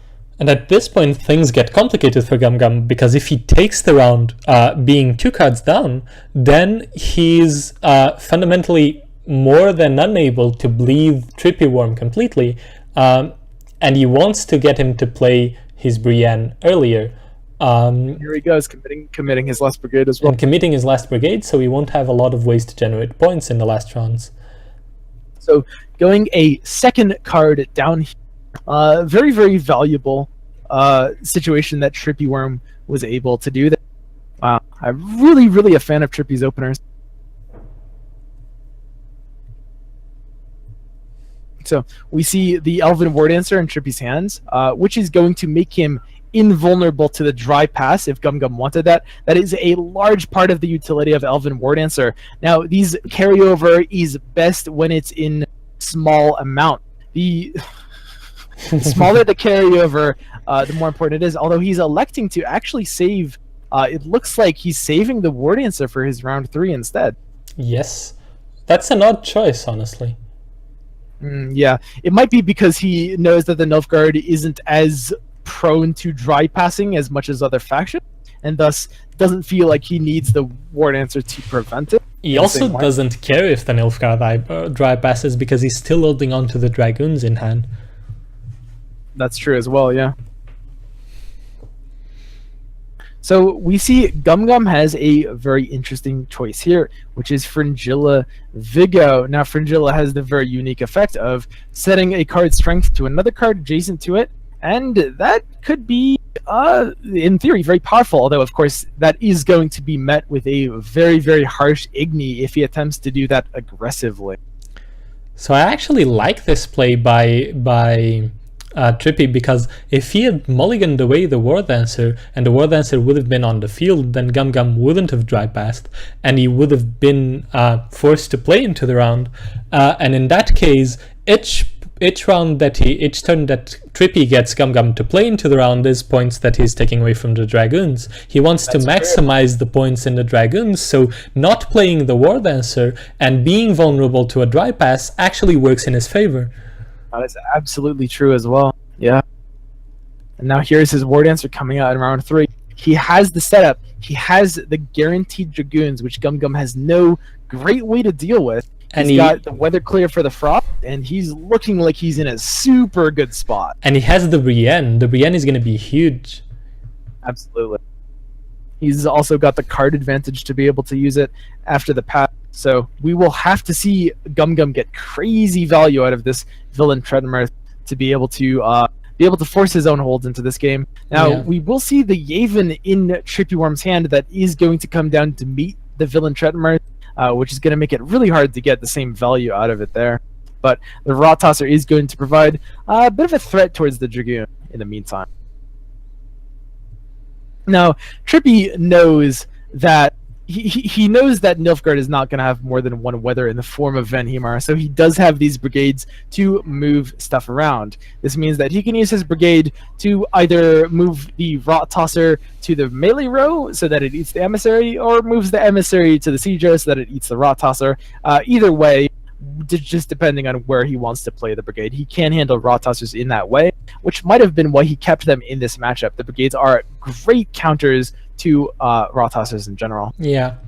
And GumGum not being able to generate value out of the Rot Tossers is another way. The Rot Tossers getting the Dragoons were another way that he could begin to fight or claw his way back into this round. Right now he's playing a lot from behind, especially considering the hand that Trippy Worm has. So this is going to be very difficult for GumGum. And he doesn't pull the Rot Tosser, he's going to pull it with the second one, which basically says that he doesn't care about the Frost if it comes down from Venhemar. Yeah, because he is committing with this play to save his Dragoon with his second with his second brigade. So yeah, he has no fear of this Frost coming down from Venhemar. So if GumGum were to play that Nausicaa Brigade and were to snipe off that emissary, Trippy would still have the same line of play, although he would have to, if he wanted to block the Cow Carcass, he would have to block it with his War Dancer instead of with the emissary. Yeah, but he would still do it. There is no argument for not getting the Dragon here. Keeping the Dragoon alive is just a huge part of his win condition. That being said, it is a scary prospect to be against a potentially dangerous weather without a single way to clear it, going into a 10-turn round. It's possible he's having second thoughts. Also, the fact that he played the first brigade so early basically guarantees GumGum that he needs to, as long as possible, play around the Dolbothana Trapper. So he actually elects to, in this case, he keeps his units intact, dragging the Dragoon out of harm's way. Now, he still does have this other Dragoon in the siege row. Interestingly enough, as soon as he places that on the siege row, GumGum will be able to kill it with a Rot Tosser. In the mind of Trippy Worm, obviously GumGum doesn't have an additional Rot Tosser in hand, but Trippy, he knows that he doesn't have an answer to the second Rot Tosser. And this Frost is going to start eating away at him. Does the Broover represent an answer? It does not. I don't think so. There's no Sheldon in his deck. Yeah, there's no Sheldon. Yep.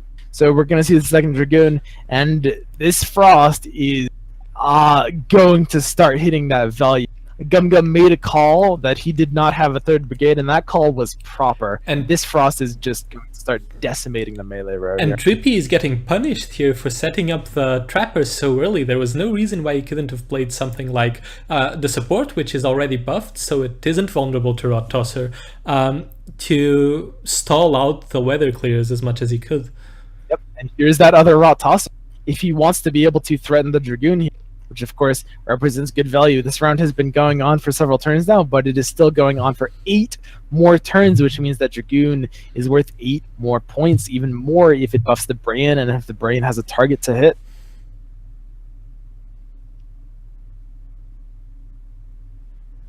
So he's going to go for the Dragoon, which is probably the most value you'll ever get out of the Rot Tosser. Absolutely. It's going to be really hard achieving true value out of this Fringilla at the same time. And oddly enough, you'll note that he doesn't actually play his... He has the avenue to get the value out of the Fringilla, but it's really, really dangerous to that Igni. That could be a very, very big greed punish if that were to happen. Yeah. We'll have to see how it plays out. Yeah, actually that's true. He can very much leave himself vulnerable to Igni if he tries to get full value out of the Fringilla.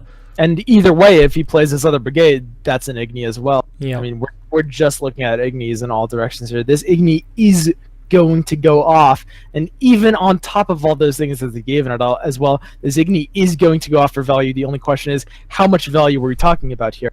You'll note that one of the things that might be going through Trippy's head right now is that he has the Dolbafana Trappers, and they do represent clearing a huge swath on GumGum's range row here, which means he might actually be disinclined to Igni that same row because he knows he can still smack it down with these trappers at the same time. Maybe he'll try to play for a Yavin in the siege row to Igni that as well because he does not know that GumGum has the Villain Treadmirth in hand. At the same time, he's only seen one brigade being played, and he knows that GumGum is going to have to look for value on the brigade at some point, so he might be actually holding on to the trappers and in attempts to get an 18-point Igni after the brigades. Yeah, that is true. Oh. But his window for that is actually closing very fast because the emissary is going to die and the rod tosser is going to go away. So we might see, as soon as the spies are gone from Trippy's side of the field, we might see Trippy actually start being more aggressive with the trappers because he no longer has to play to set up an Igni. Yeah, GumGum is just sitting on a few dead cards in his hand. Oh, whoa! Timing out the timer there, selecting a random target.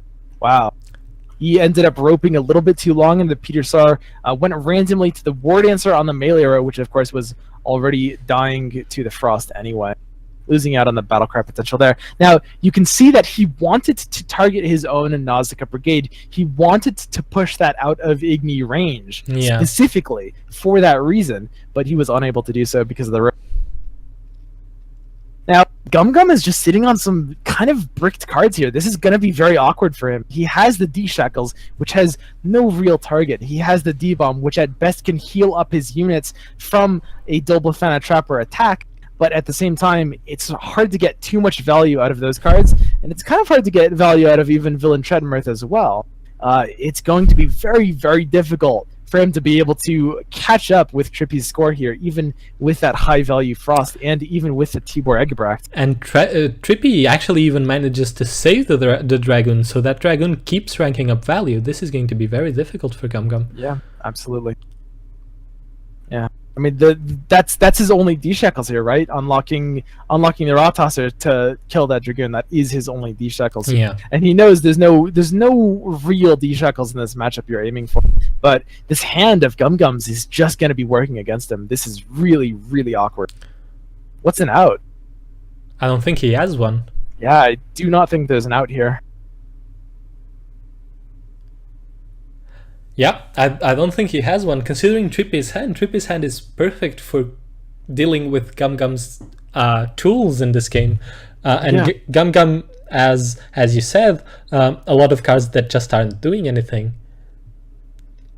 Absolutely. I mean, there's not enough variables in GumGum's hand. There's not enough, nothing that represents him like a great way to be able to turn the tides of this game. The Villain Treadmirth in this particular matchup isn't going to be hitting for huge value, although that is a card that can, in other scenarios, swing for really, really game-winning amounts of points. The Yavin is going to go unpunished given that, and there's just going to be no way he can come back from that.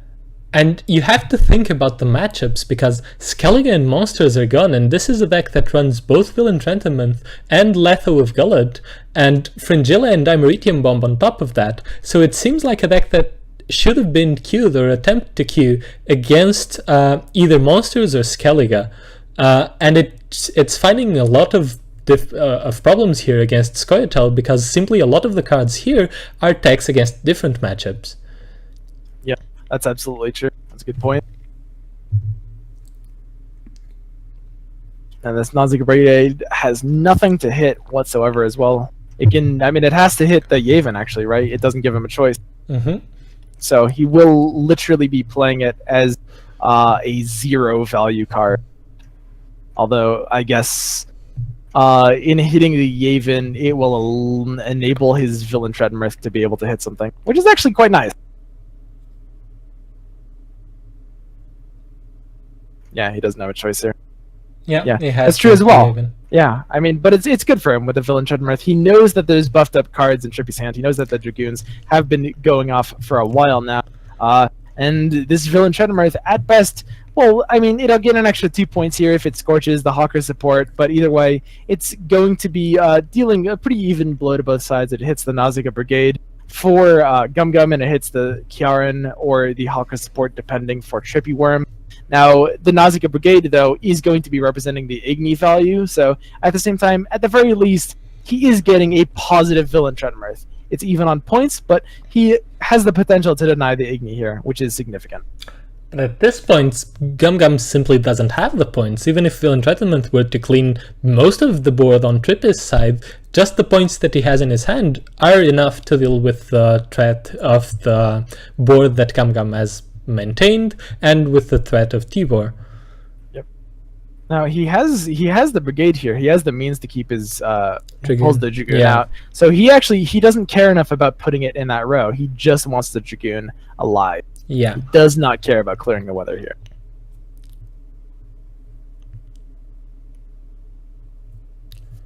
Why specifically was he avoiding the melee row?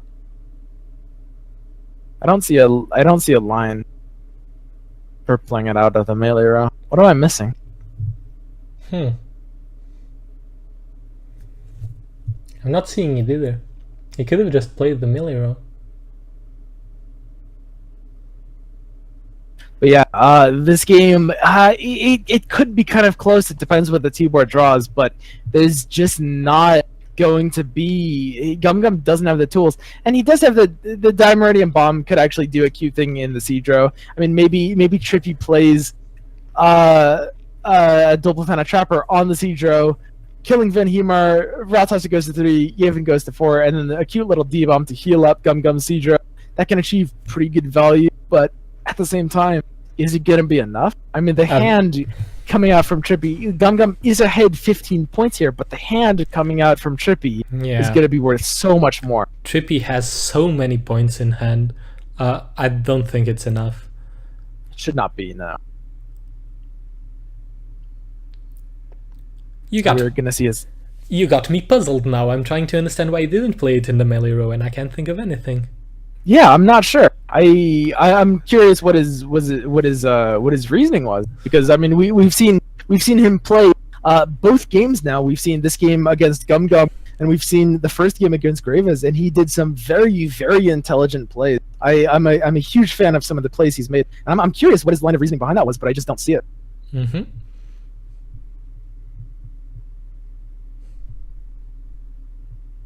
Yeah, so here's the Tibor. Tibor ends up drawing Trippy the there's another Hawker support. That's a big brain. Yeah. Although the brain's gonna get... it kind of doesn't matter. Yeah, at a certain point you're gonna run out of targets, but it hasn't reached that point yet, because if GumGum is able to reset the Yevon, which he isn't anymore because he's missed he's playing in a way that he forces he's capitalizing on his point lead to force Trippy into playing into Villain Treadmirth. It seems like he would have missed the timing because you need to play it at 3 cards, but seeing as Trippy has more cards, and GumGum is telling us basically that he knows that Trippy is going to have to play the rounds if he wants to catch up in points, so he'll have to play into Villain Treadmirth. Yep, exactly. That's exactly right. He wants to play this Villain Treadmirth as late as possible. There's actually a call to even delay...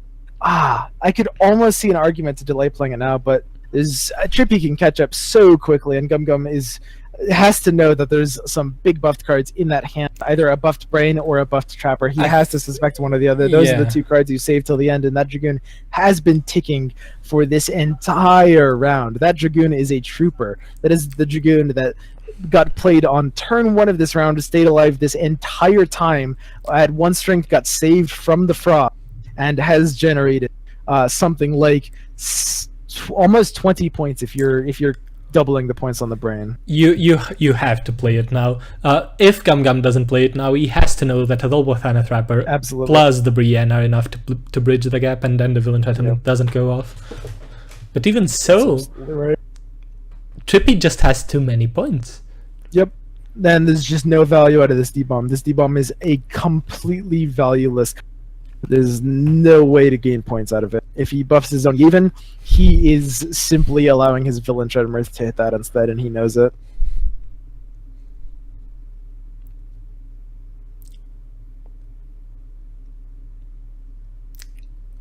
GumGum was at least able to not give a shelf for Igni to Trippy Worm.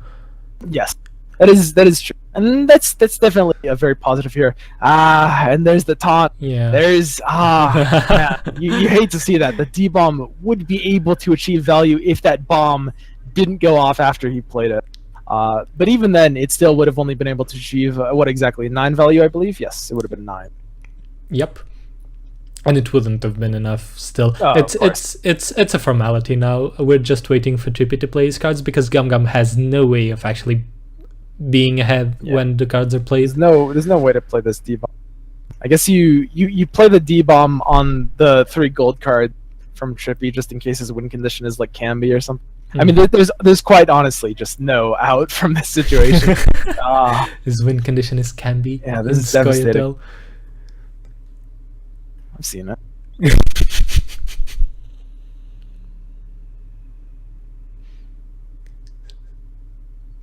So he plays it there. He resets he at least gets the Saskia to be the motive, and he resets the Hawker support. But he knows that he has no chance of winning this game anymore. The numbers just are not there. So here we go. So the French community gets a step up. They are now 3-2. Basically, it is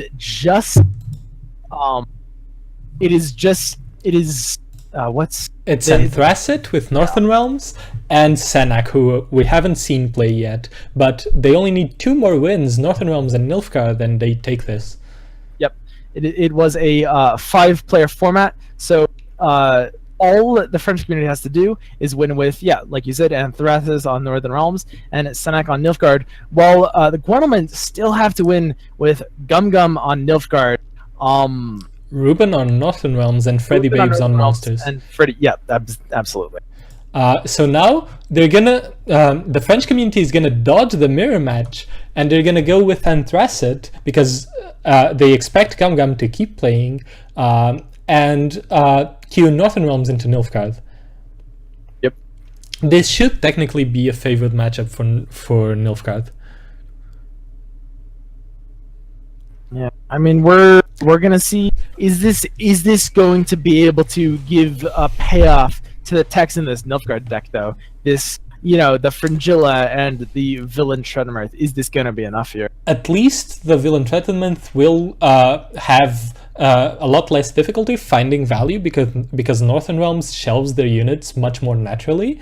However, the Fringilla and the Letho, I don't really see a huge amount of value coming out of them. Yeah, I mean there is the potential for the Letho with the D-bomb. Now that was a very unfortunate thing about that last game. Drawing the D-bomb without your Letho, drawing your combo pieces without each other is always going to hurt you. But if he is able to get the Letho D-bomb combo off, that's going to represent a good swing in value. And here we see Synthesis deck that we saw before, basically just the Ballista. Standard normal Northern Realms list with Siege Sports, Ballistas, and he's even got some unreinforced Ballistas as well. Yep. An interesting thing about GumGum's mulligan is that he mulliganed away a second Imperial Brigade and kept 2 Vicovaro medics. So we'll see if that comes back to haunt him in this round. And Anthracite mulliganing away the Kira Mets, which is curious too. I wonder why you did that. Yeah, it is curious. I mean, Kara is definitely somewhat of a finisher, and it can be hard to establish circumstances where you're getting buff targets for 3 units in round 1, but at the same time, it is a very powerful card. Yeah. But either way, Anthracite, as seen here, has a much better hand than last time. The hand last time was definitely a little awkward in that matchup, particularly 2 Witchers on top of that. But here we've got a much cleaner hand. There's not going to be a great way of dealing with these Rot Tossers, however, as Ballistas can only target enemy units, both kinds of Ballistas. And GumGum is overing the Rot Tosser. Is he going for Rot Tosser into Cantarella? Is that what he's trying to do? He could open with Rot Tosser. You have the Cantarella to be able to block that. This will force out the Margarita. That's the one answer to Cow Carcass in this hand. That's obviously there's additional answers. Ooh, in the range draw. That can allow a Reaver Scout to block it though. Yeah, the Reaver Scout can block it now. Yeah, in the Northern Realms matchup, you typically want to avoid the range throw when you're running this strategy with Rothusser if you have a choice, because obviously you can't realize Agile as well, so the choice is there, and it just gives them an additional line of play for basically countering it. Because not only does he have the Margarita now, potentially the reinforcements in Death Mold, we cannot forget about that one. That's another way of dealing with these Rottossers. And additionally, Reaver Scout, although if Anthracinth wanted to pursue that line of play, he would have had to give the Reaver Scout a target in the first turn, instead electing to Dandelion. Yep. So now he's basically locked himself into Margaritaing. Or possibly Death Molding, but yeah, it should be Margarita here. You don't want to give away that many points. Yep. Although the Margarita might get better value out of the Imperial Brigades in resetting them. Yeah, that's true as well. Yeah, that is absolutely true. Another thing that you have to consider in this matchup is that the Death Mold being pulled by reinforcement thins the deck, and that is actually something that this deck needs to do very sparingly, because the lose condition for this Northern Realms deck is drawing into your witches before you want them, before you can actually use them as a finisher. So whereas in most decks thinning is often always beneficial, here you have to be very careful, because the more you thin, the more likely you are to draw into your witches. Absolutely. That's absolutely right.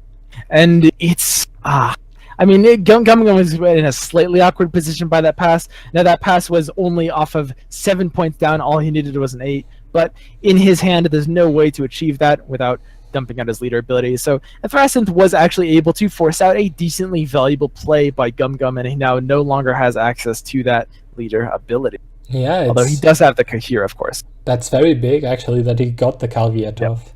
That tempo from that pass, that 8, wasn't a lot, but in this matchup, with the tempo plays available to GumGum, I mean, right now, Nilfgaard just does not have a good way to swing tempo on an empty board like that. Not really. Not when there's no spies on the enemy side, not when there's no nothing. So forcing an 8-point advantage and then passing with a board state like that does actually force out a decent amount here. And GumGum now has the combo pieces. He now has the Limeridium Bomb and the Letho. Yep, there it is. Now, it is GumGum's prerogative, absolutely, at this point, how he wants to play this round 2. He won round 1. Does he want to instant pass for card advantage, or does he want to play this deeper to apply pressure and try to force cards out? In this matchup, there's no cards you want to force out, but at the same time, Nilfgaard doesn't typically gain as much value from the dry path. You want to force out the Witches. Ooh, is that even possible, though? Yes. I think it is, considering the hand that he has, considering that Letho is going to get value off of the Limeridium Bomb, and Villain Treatment is going to be a very big threat. I think there could be a consideration for pressuring here and trying to force out the Witchers, or at least a situation in which Anthracite needs to choose between using the Witchers or going several cards down. Yeah, and GumGum, you could see there, GumGum was extremely close to passing. Here's the Karamets for Epidemic. That's a very aggressive play, generating pretty good points out of that Karamets. You could say it's an 11-point play, but the Imperial Brigade was obviously going to grow. So the Karamets is still achieving decent value there, and he realized the Brigade was a threat that he wanted to immediately deal with. He also could have reinforcemented for Death Mold instead. Those were his 2 options. And he does get the second Imperial Brigade, so he does get it to stick, and it's outside of Death Mold range now, but he still has a Dimeritium Shackles in hand if he finds that Imperial Brigade too threatening. Yeah. Yep, and oddly enough, he actually is able to keep his brigade alive, his first brigade, if he opens with Emissary there, although of course that's risky in its own way. Yeah. That's a risk you can't really calculate for or predict. So he is going to Raw Tosser this melee row, and then next turn he's going to play a Nausicaa Brigade on the Emissary, threatening that siege support. He wants that siege support down. Now, Anthracinth knows what this play is. He knows that there's going to be a Nausicaa Brigade hitting next turn, and let's see what he does. He does, of course, have the Margarita to be able to lock that Raw Tosser, unfortunately resetting it back to 1 strength in doing so. This is also a situation in which GumGum is basically, and I'm not sure if we've seen Margarita yet played, but GumGum is basically saying that if he has Dimeritium Shackles, then he has to play it here, and you basically enable your Villain Treatment to go off later. But the Margarita being there offers a very good answer to that. Yep. The Margarita it has a hard time achieving value in some matchups, but in the Nilfgaard matchup, it presents one of the few ways you actually have to deal with these cow carcasses, and it ends up being very good in that regard. Is he ignoring it? That'd be a big sacrifice. He is ignoring it. Wow. So he's letting his K20 siege support die, electing to save Margarita potentially for something else. Whatever, do you want to lock the brigade? 2 are gone, and you're quite late on locking this one. Well, there are no other it targets. doesn't matter when it happens. Yeah. Yeah, no, very strange. Anyway, we see the emissary being pulled back out here. He wants to play more of his own units. He hopes to... Ooh, that might not be what I wanted to say. He's still ending with 7-point play here. Like, he still is generating a good amount of value out of that medic. Depending on how you calculate it, that still is upwards of 10 points, which isn't bad. But he definitely was hoping to hit into something else off that standard bearer in a different deck state. He wanted the emissary, you can't chain into emissary, but he actually doesn't. Yeah, he has no other targets. It's just very unfortunate that his deck state wasn't different. Yeah.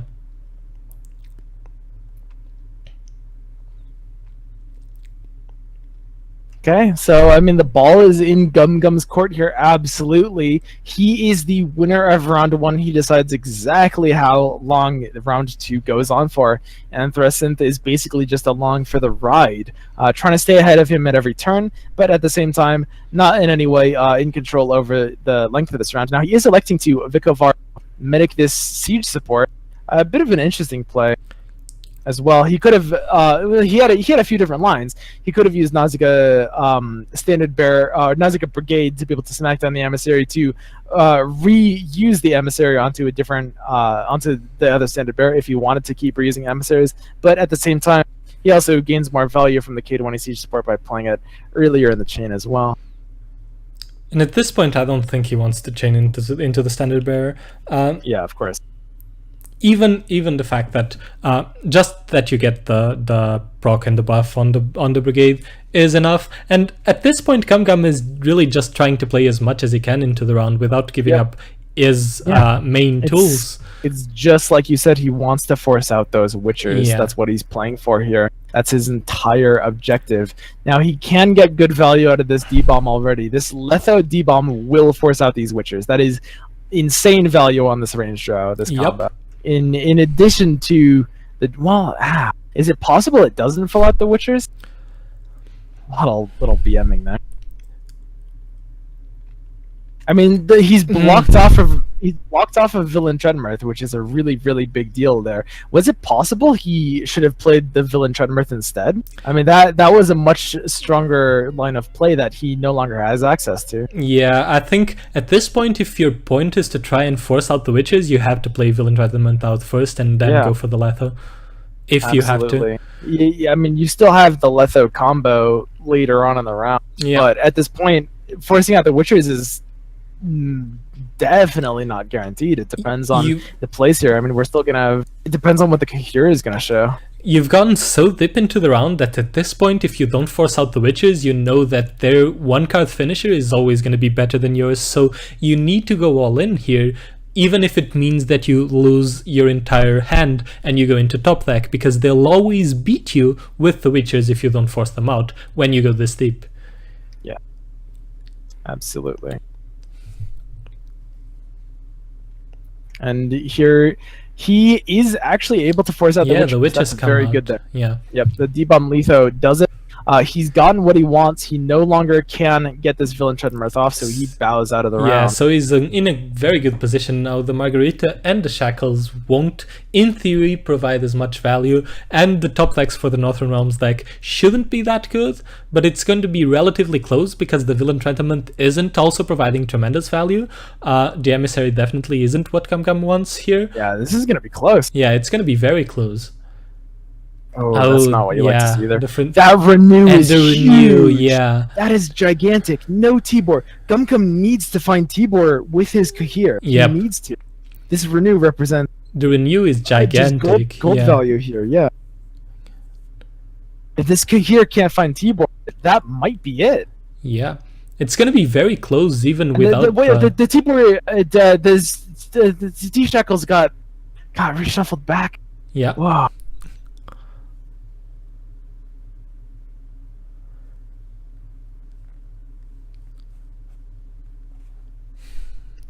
He needs to find Tibor. If he doesn't find Tibor, it's going to be close. The Joachim doesn't help here because he played because of villain threatenment. He can pass. His guard advantage. Phil doesn't have to that's go true. off. He chooses. Joachim would be enough if it pulls the right thing. Yeah, that's true. You're right. Joachim's enough if he pulls the right thing. So I mean, he needs to find one of those two. Oh, that's dangerous. If he wants to play the Fringilla first, though, then Joachim will not be enough. Then, if he plays the Fringilla first. Yep. Whoa, this is a dangerous decision. This is going to be very close either way. This is going to come down to a few points. He's going for it. Yeah, he's going to play this the makes his Fringilla first. only out Tibor. Yep. He plays the Fringilla first. It has to be Tibor if he plays the Fringilla. Oh, he goes for Kahira. Okay. He goes for Kahira, so he has Joachim. There's the Joachim that's pulling Peter. But he might not necessarily go for it. He's banking on the villain Treadmirth. He thinks... Wait. What? Wait. I don't... What's this line? I think you have to pull the Joachim there. There's no line where... Yeah. There's no... I mean... That might have lost him the game. His win condition's gone now. Yep. He had to take the Joachim. Yeah, there's just kind of wow, yeah, and the villain Treadmirth just ends up killing off his own units and sending him out of the game. Yep. The Fringilla obviously has no way of being able to end this. He's gonna lose by 2. It's done. So wow, the Gwent. Oh, and he took the Peter quite quickly. He had to take Joachim there. Wow. So we see here the French community going up 4-2. They only now need to win with their own Nilfgaard deck. Yes. And once they do, this Nilfgaard deck is riding on the entire tournament. Gwentlemen need to win with 3 more decks at this point. If they win the next 3 against this Nilfgaard deck and block out this Nilfgaard deck from being able to win, that's it. Otherwise, the Nilfgaard deck will win and take the tournament. Absolutely. And for this game, the Gwentlemen have decided to let Freddybabes on Monsters take the game and play against the Nilfgaard matchup and have benched GumGum for this match. Yep. So they are switching it up. We have Freddybabes with his Monsters deck here. You can see he almost had a bad hand there. He got rid of the Foglets and the Crones and was very, very close to having an awkward hand, but managed to sort it out. And we see the Nilfgaard deck from Senak utilizing a very... Is this Fringilla Gambit? It looks like Fringilla Gambit. Last Wish. It's Fringilla Gambit. What the hell? Okay, it is a deck that has a huge amount of surprise value. The Fringilla Gambit is absolutely, in every way, the epitome of a tournament deck. It is a deck that can win as long as it hits the right matchup, and that's exactly what you want from a tournament deck. Especially when you have something like a ban format, it is a deck that can have a huge amount of carry away value. Like just in terms of just run away. If there is no answer to it, it cannot lose. If there is no answer to it, it cannot lose. So we have the matchup here.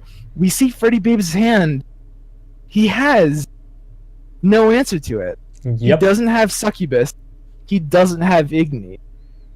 He has no answer to the runaway value of this Fringilla deck. When you have, in this matchup with the Fringilla deck, when you have no way to deal with their high-powered units, Letho doesn't matter, or Letho. It does not matter. It does not matter the Fringilla either. None of those cards matter, oddly enough, if you have no answer to that high value. Now, Freddy knows this opener. Freddy knows the operator into Vikovara Novice. He knows what that represents. So how does he play this?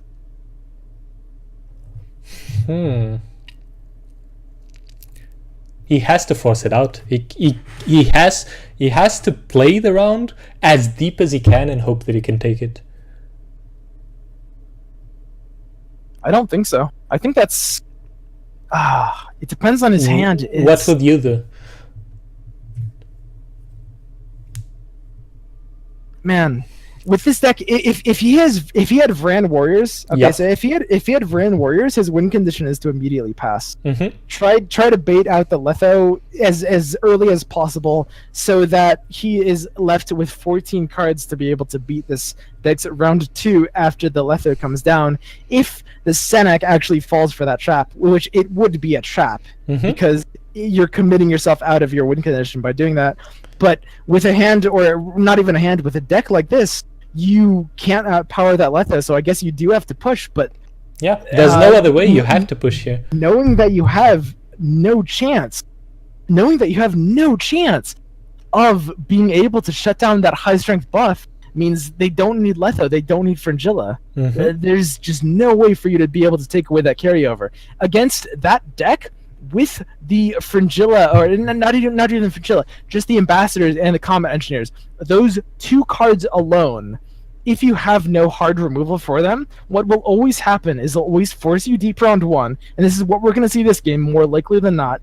They're going to force you deep round 1, they're going to Combat Engineer a 40+ strength Impera Brigade, or whatever, then maybe you'll win round 1, maybe you'll instant pass round 2, they'll always Combat Engineer again the 40 strength brigade or whatever, and you will not be able to beat that round 3. Yeah, and at this point, the only way that Freddy can play this, in my eyes, is that he needs to hope that he can go deep into round 1 and win it, and he needs to hope that he doesn't have a second combat engineer for the second round. That's his entire win condition.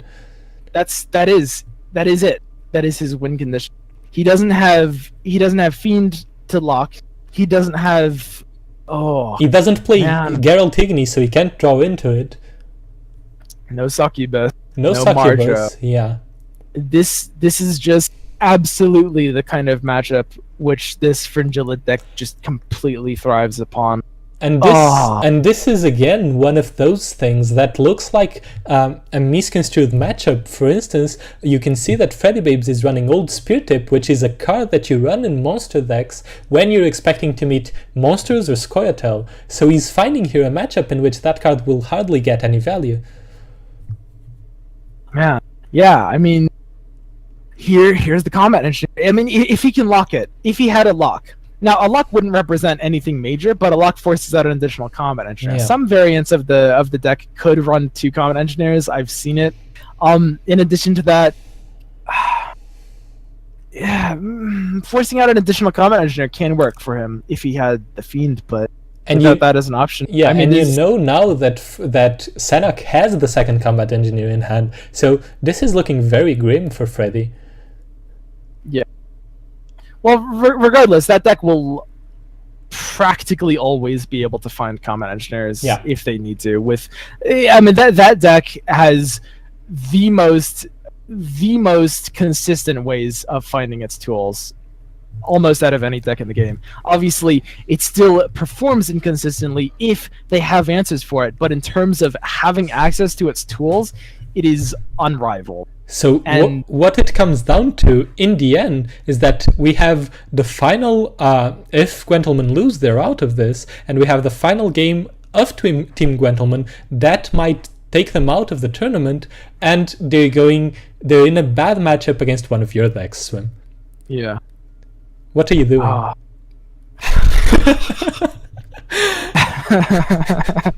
Why do you do this to us? I mean, he basically... What's your out? You don't have one. Your out is to be able to win this round and to hope and pray to the gods that he doesn't have a second combat engineer. but he does have one. So Freddy has no way of winning this matchup, I don't think.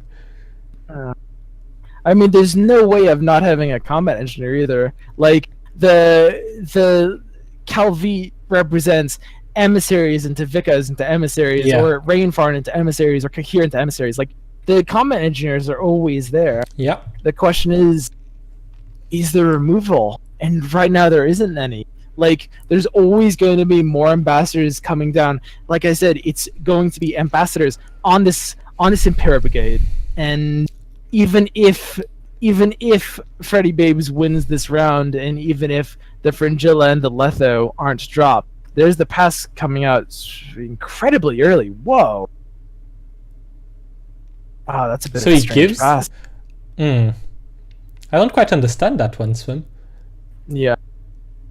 That pass makes sense when you're running a different deck. Although with the Fringilla deck, even if you're just going into the round, it's a bit unnecessary. Wow. Oh, and Freddybabes gets the second crone. That pass changes things, absolutely. There are... I mean, we're not going to be seeing as valuable of combat engineers. I mean, the reason why the deck is absolutely unbeatable when there's no hard removal is because you basically are generating... Your combat engineers are doubling, if not tripling, the value of your ambassadors. But when that pass happens so early, you know that's not going to happen. Yep. Playing into this round kind of has to be a mistake, if anything. So, with the early pass coming out from Sanak, what becomes Freddy's win condition now? Oh, that's just it. I mean, the earlier he gets out of this round, the better. Like, he passes, he forces a combat engineer down. That's good. The earlier Freddy gets out of this round, the better it's going to be for him. Absolutely. Yeah. That's absolutely. Especially considering that you're playing against a carryover deck, you don't want to give them the opportunity to actually set up a large carryover because you're wasting resources that you're not going to be able to use again in round 3 while they are setting up the resources into a card that is going to be in round 3. Also, Freddy does know that his ability to fight for this round is fundamentally limited by the fact that he did draw the last crone from his mulligan, so he can't really stay in this round a lot. He can't force out this round and hope maybe to capitalize on the Vicovaro novices and try and be able to 2-0. So he needs to get out as soon as he can. So, I mean, what's happening in Freddy's mind right now has to be, he's scared of the Letho. He knows that he has no answer, and he is just scared to pass because he knows that if he does, and if he gives the opponent the line of play where they can just unabashedly buff a unit up, Fringilla it, set it up into next round with the second and third combat engineer, and Letho it going into round 3, he has no solution to that. But at the same time, pushing this round, I mean, the Letho only represents a threat if there's removal as a threat in the first place. Yep.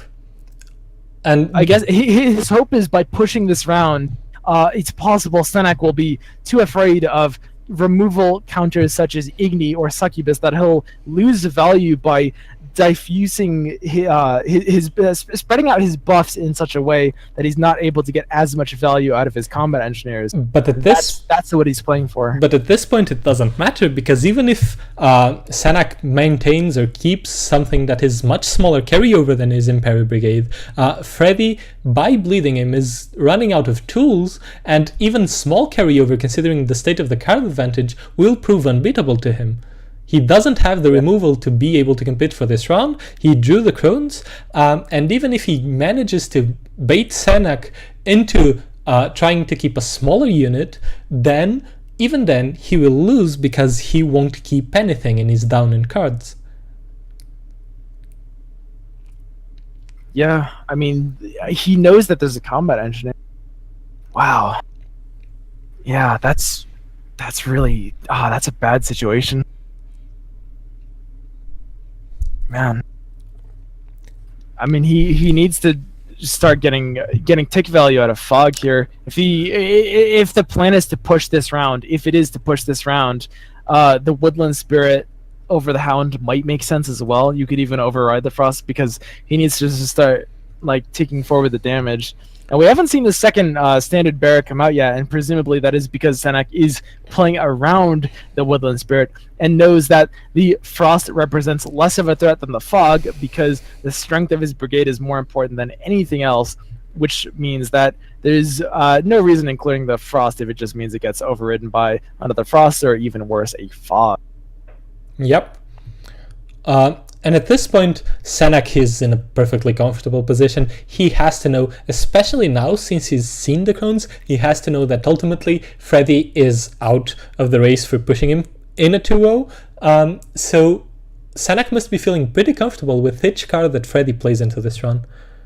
Yep, absolutely. I mean, Senak is just in a, yeah, he's in a good position. And additionally, one of the ways to counter this deck as well is you can try to deny the Vikavar novice value with tools such as Vran, Ekimara, Shield Maiden, anything that pings things, Blood Curdling Roar, anything else, but there's just none of that in this deck as well. I mean, we could see Waterhag could lacerate Freddybabes' own melee row and just hope he doesn't have any more ambassadors in hand or off of the Calvite or the Kahir, the Rain Farm, but that's yeah, that's just not happening here. And at this point, Freddy's deck is built for... This is a nightmare matchup for Freddy. He simply doesn't have the tools to deal with this deck. Perhaps he would have had a stronger chance of winning if he had instantly passed round 2. I can see what he's going for, but I don't think it can be the correct line of play when you lose to basically any sort of carryover. So you instant pass round 2, the carryover becomes a non-factor at that point. Senak on Nilfgaard has to go down after the pass to play the combat engineer to and secure he keeps even the 17 16-point brigade. Yeah, exactly. And then you just basically mulligan away the crone and hope that your weather is enough to win the long run. Basically. You have to be aggressive about keeping Fringilla out as a possibility with your tools such as Frost and Waterhag to lacerate. But even then, I mean, if the Fringilla goes off, it's a loss. Even if the Fringilla doesn't go off, it just comes down to the tools at that point. But it will be a very close race there if you are able to deny full combat engineer value. Absolutely. But even then, even if Freddy does that, it would be a very hard matchup for him to win. Yeah, absolutely. It still comes down to just having a really hard time generating that much value.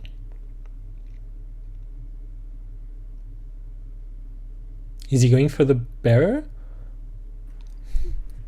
Yeah, looks like it. Yeah, looks like he doesn't want to let this weather stick. Although at the same time, of course, he will be out of luck when it comes to the Caranthir. Not necessarily mattering here, but the Caranthir will be. It has to be played here, right? Yeah, it has to. At this point, Freddy's only hope is that he can generate enough value that he can not play the round 3. Yep. So Caranthir is here. He hopes that there's no third standard bear, which there might not be. Some variants of that deck run 2. In fact, the Brigade variant has to run 2, so there will not be another bear. In fact, it is actually impossible for that deck to clear this weather. There's no way for Senak's X to clear the Caranthir's Frost. But at the same time, can it achieve enough value? I mean, the Waterhag on top of that will be decent for sure. He goes for the rain. But there's no way to pull the standard bearer out. Yeah. I guess he's trying to force the Fringilla early. The Fringilla can still be that's strange. I guess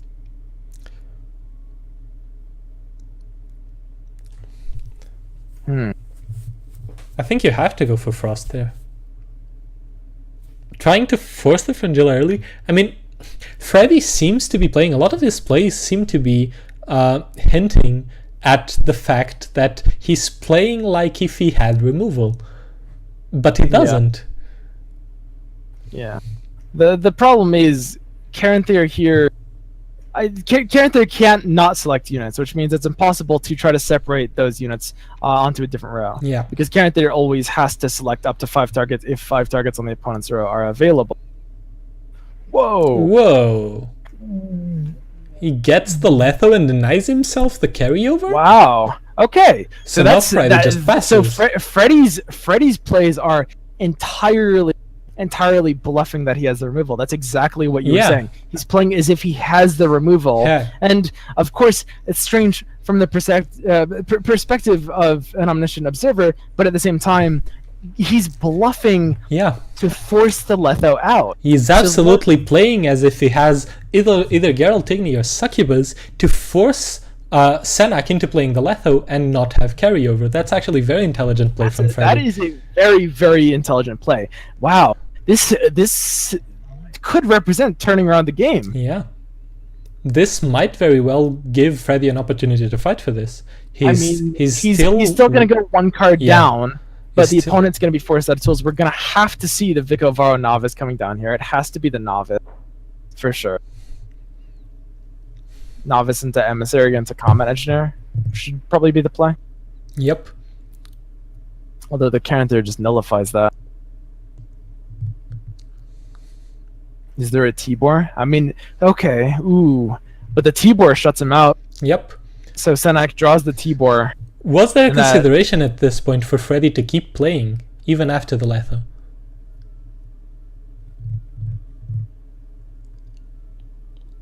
No, there couldn't have been, I don't think.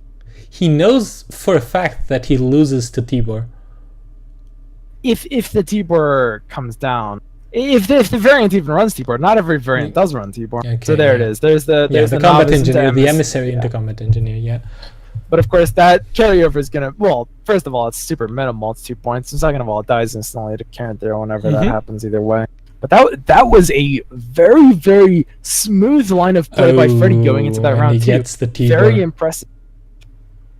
The Freddy's play basically realizing that his deck has no win condition there, unless he can bluff that it does and force out the Letho, nullifying the carryover is huge. Yeah, Freddy played that perfectly. Huge. Yeah, he played it towards his win condition. But the Letho or the Tibor is going to be the Tibor very, very hard to deal with. The Tibor is probably the best thing that Senak could have hoped for. It's not even that low a probability. He only has 2 cards in deck, so he was pretty set for getting it. Yeah. Especially considering he has Cahir, so he would always get it. Yeah. So the Ambassador will probably be coming out early, buffing up the Combat Engineer, just a typical point play. He looks like he might be wanting to Fringilla just for value as well, which is another thing. Those are both options. Either way, he plays this a little deeper. He knows that he's baited out the Crones. He knows that he has an advantage in terms of his hand right now. There's no hand that the Monsters player has here that after the Crones are baited that can really be an out here. What does he play around? Becker's Twisted Mirror? You might be thinking about the Beckers. Yeah, Beckers is a possibility, but I mean, Freddy still does have a Solano RP, so he might be scared of the Beckers. The Tibor leaves him in a very comfortable position, though. Yeah. At this point, he needs to be thinking that at least one card in Freddy's hand is that removal that he was baiting, and if that was Succubus, then he doesn't want to buff before the Fringilla. That's absolutely right. Okay, that's absolutely true as well. Yeah, that makes sense. Even if it's Igni, depending on what the well, there's nothing that here could get him that would force him to reverse deck. Yeah. Okay. Oh, man. So the Kahir is going to be showing what's left in the deck. There's one more Vicovaro Novice that the Ambassador that's going to be able to target the Ambassador, or are there 2 more Vicovaro Novices? He's only played 2 off the Operator, right? Yeah, he's played 2. There are 2 Vicovaro Novices. His deck is just Vicovaro Novices. Yeah. So Kahir is going to play a Novice that's just going to represent a higher level of buff. And of course, he's scared of a Succubus or an Igni that's not going to come. The Tibor is going to be drawing Freddy between Biting Frost, Solano Harpy, Wildton Hound, and Arrakis Venom. Yeah. And Arrakis Venom isn't bad. It's 8 points, but it's... I don't think it's enough. Yeah, Freddy doesn't have the points. It will not be enough. Yeah. That was very, very close and very well played by Freddy, but he simply doesn't have the points.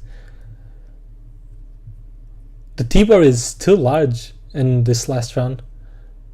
Yep. So That's he gets the absolutely Vigor right. Novice. Yep, and the novice dies instantly to the frost, but it still gets the ambassador buff off on whatever he wants. Now he will be buffing the Fringilla here, of course, because he's playing around Igni or Succubus, or well, not Succubus at this point, I guess. At this point, you only have to play around Igni. But and even after the Tibor, even before the Tibor comes out, even before that value is able to be achieved, it's a very close game. Yep. And the Tibor will represent a complete shutout here, just finishing off this game. Wow. Yeah. And even though he lost, it should be said again that Freddybabes played that absolutely perfectly. It was probably his only way to win the game, and he managed to play into it very well. It didn't work out, sometimes it doesn't, but it was still very well played by Freddybabes. Yeah, I really, really like that bluff. That, I mean, it could have won him the game in a slightly different circumstance. Yeah. It easily could have. It was definitely his best chance. So that's one of the just like distinguishing. The way to distinguish yourself as a good player is just knowing when your only win condition is just to play in a very, very specific way, knowing when that's your chance and just taking that shot. Yeah, absolutely. And so the Gwentlemen are out. The French community has won with every single deck that they had to win, and so Gwentlemen will lose the tournament and the showdown match 5-2. Very exciting game. Very exciting games, very good games. I especially liked Freddy's play in the last game and Trippy's play with Scoia'tael. I thought they were both very intelligent players. A big thank you to the French community. We enjoyed setting this up with you. We hope we can set up more initiatives like this with you and with other communities in the future. Although we lost this time, Gwentlemen lost this time. Last time we'll get back at you, I promise. It was mostly Swim's fault that we lost because he made this deck. I entirely blame Swim for this loss. And Swim, any closing statements? Yeah, man. I mean, I do not have any sort of shout out, but I do want to say these were some really, really exciting games. I'm really excited to cast matches like this. I found a bit of a passion for it, and this is it was very interesting. I cannot wait until we hit more tournaments like this, and until we have a full fleshed out spectator mode that is going to. I've seen a couple people have been complaining about the fact that it's pre-recorded because of course the games have to be, because there's no spectator mode currently in Gwent, and that is going. It's going to be really, really great for us when it does come out. And Lamios, yes, you have an announcement you'd like to make. Yes, I do. As you know, every Thursday we host the Gwentlemen Talk Show at 9 p.m. CEST. And what is it on EST, Swim? It is 5 p.m. EST. And this week our guest will be Life Coach. So tune in for that. We hope to have a very interesting discussion with Life Coach. He was gracious enough to accept our invitation. So yeah, show up and show your support. Yep, I'm pretty excited. He's a very cool guy. Yeah, Life Coach is a very cool guy, and he will be a very interesting guest, I'm sure. So yeah, Thursday, 9 p.m. CEST, 5 p.m. was it, Swim? Well, it's 9 p.m. CEST. Yes. It's 5 p.m. was the 10 p.m. slot. What's It's 9 p.m. CST. Okay, it got changed. So it is going to be 3 p.m. EST then. Okay. In that case. So, yeah, see you later then. Thank you for tuning in, and we'll see you all on Thursday.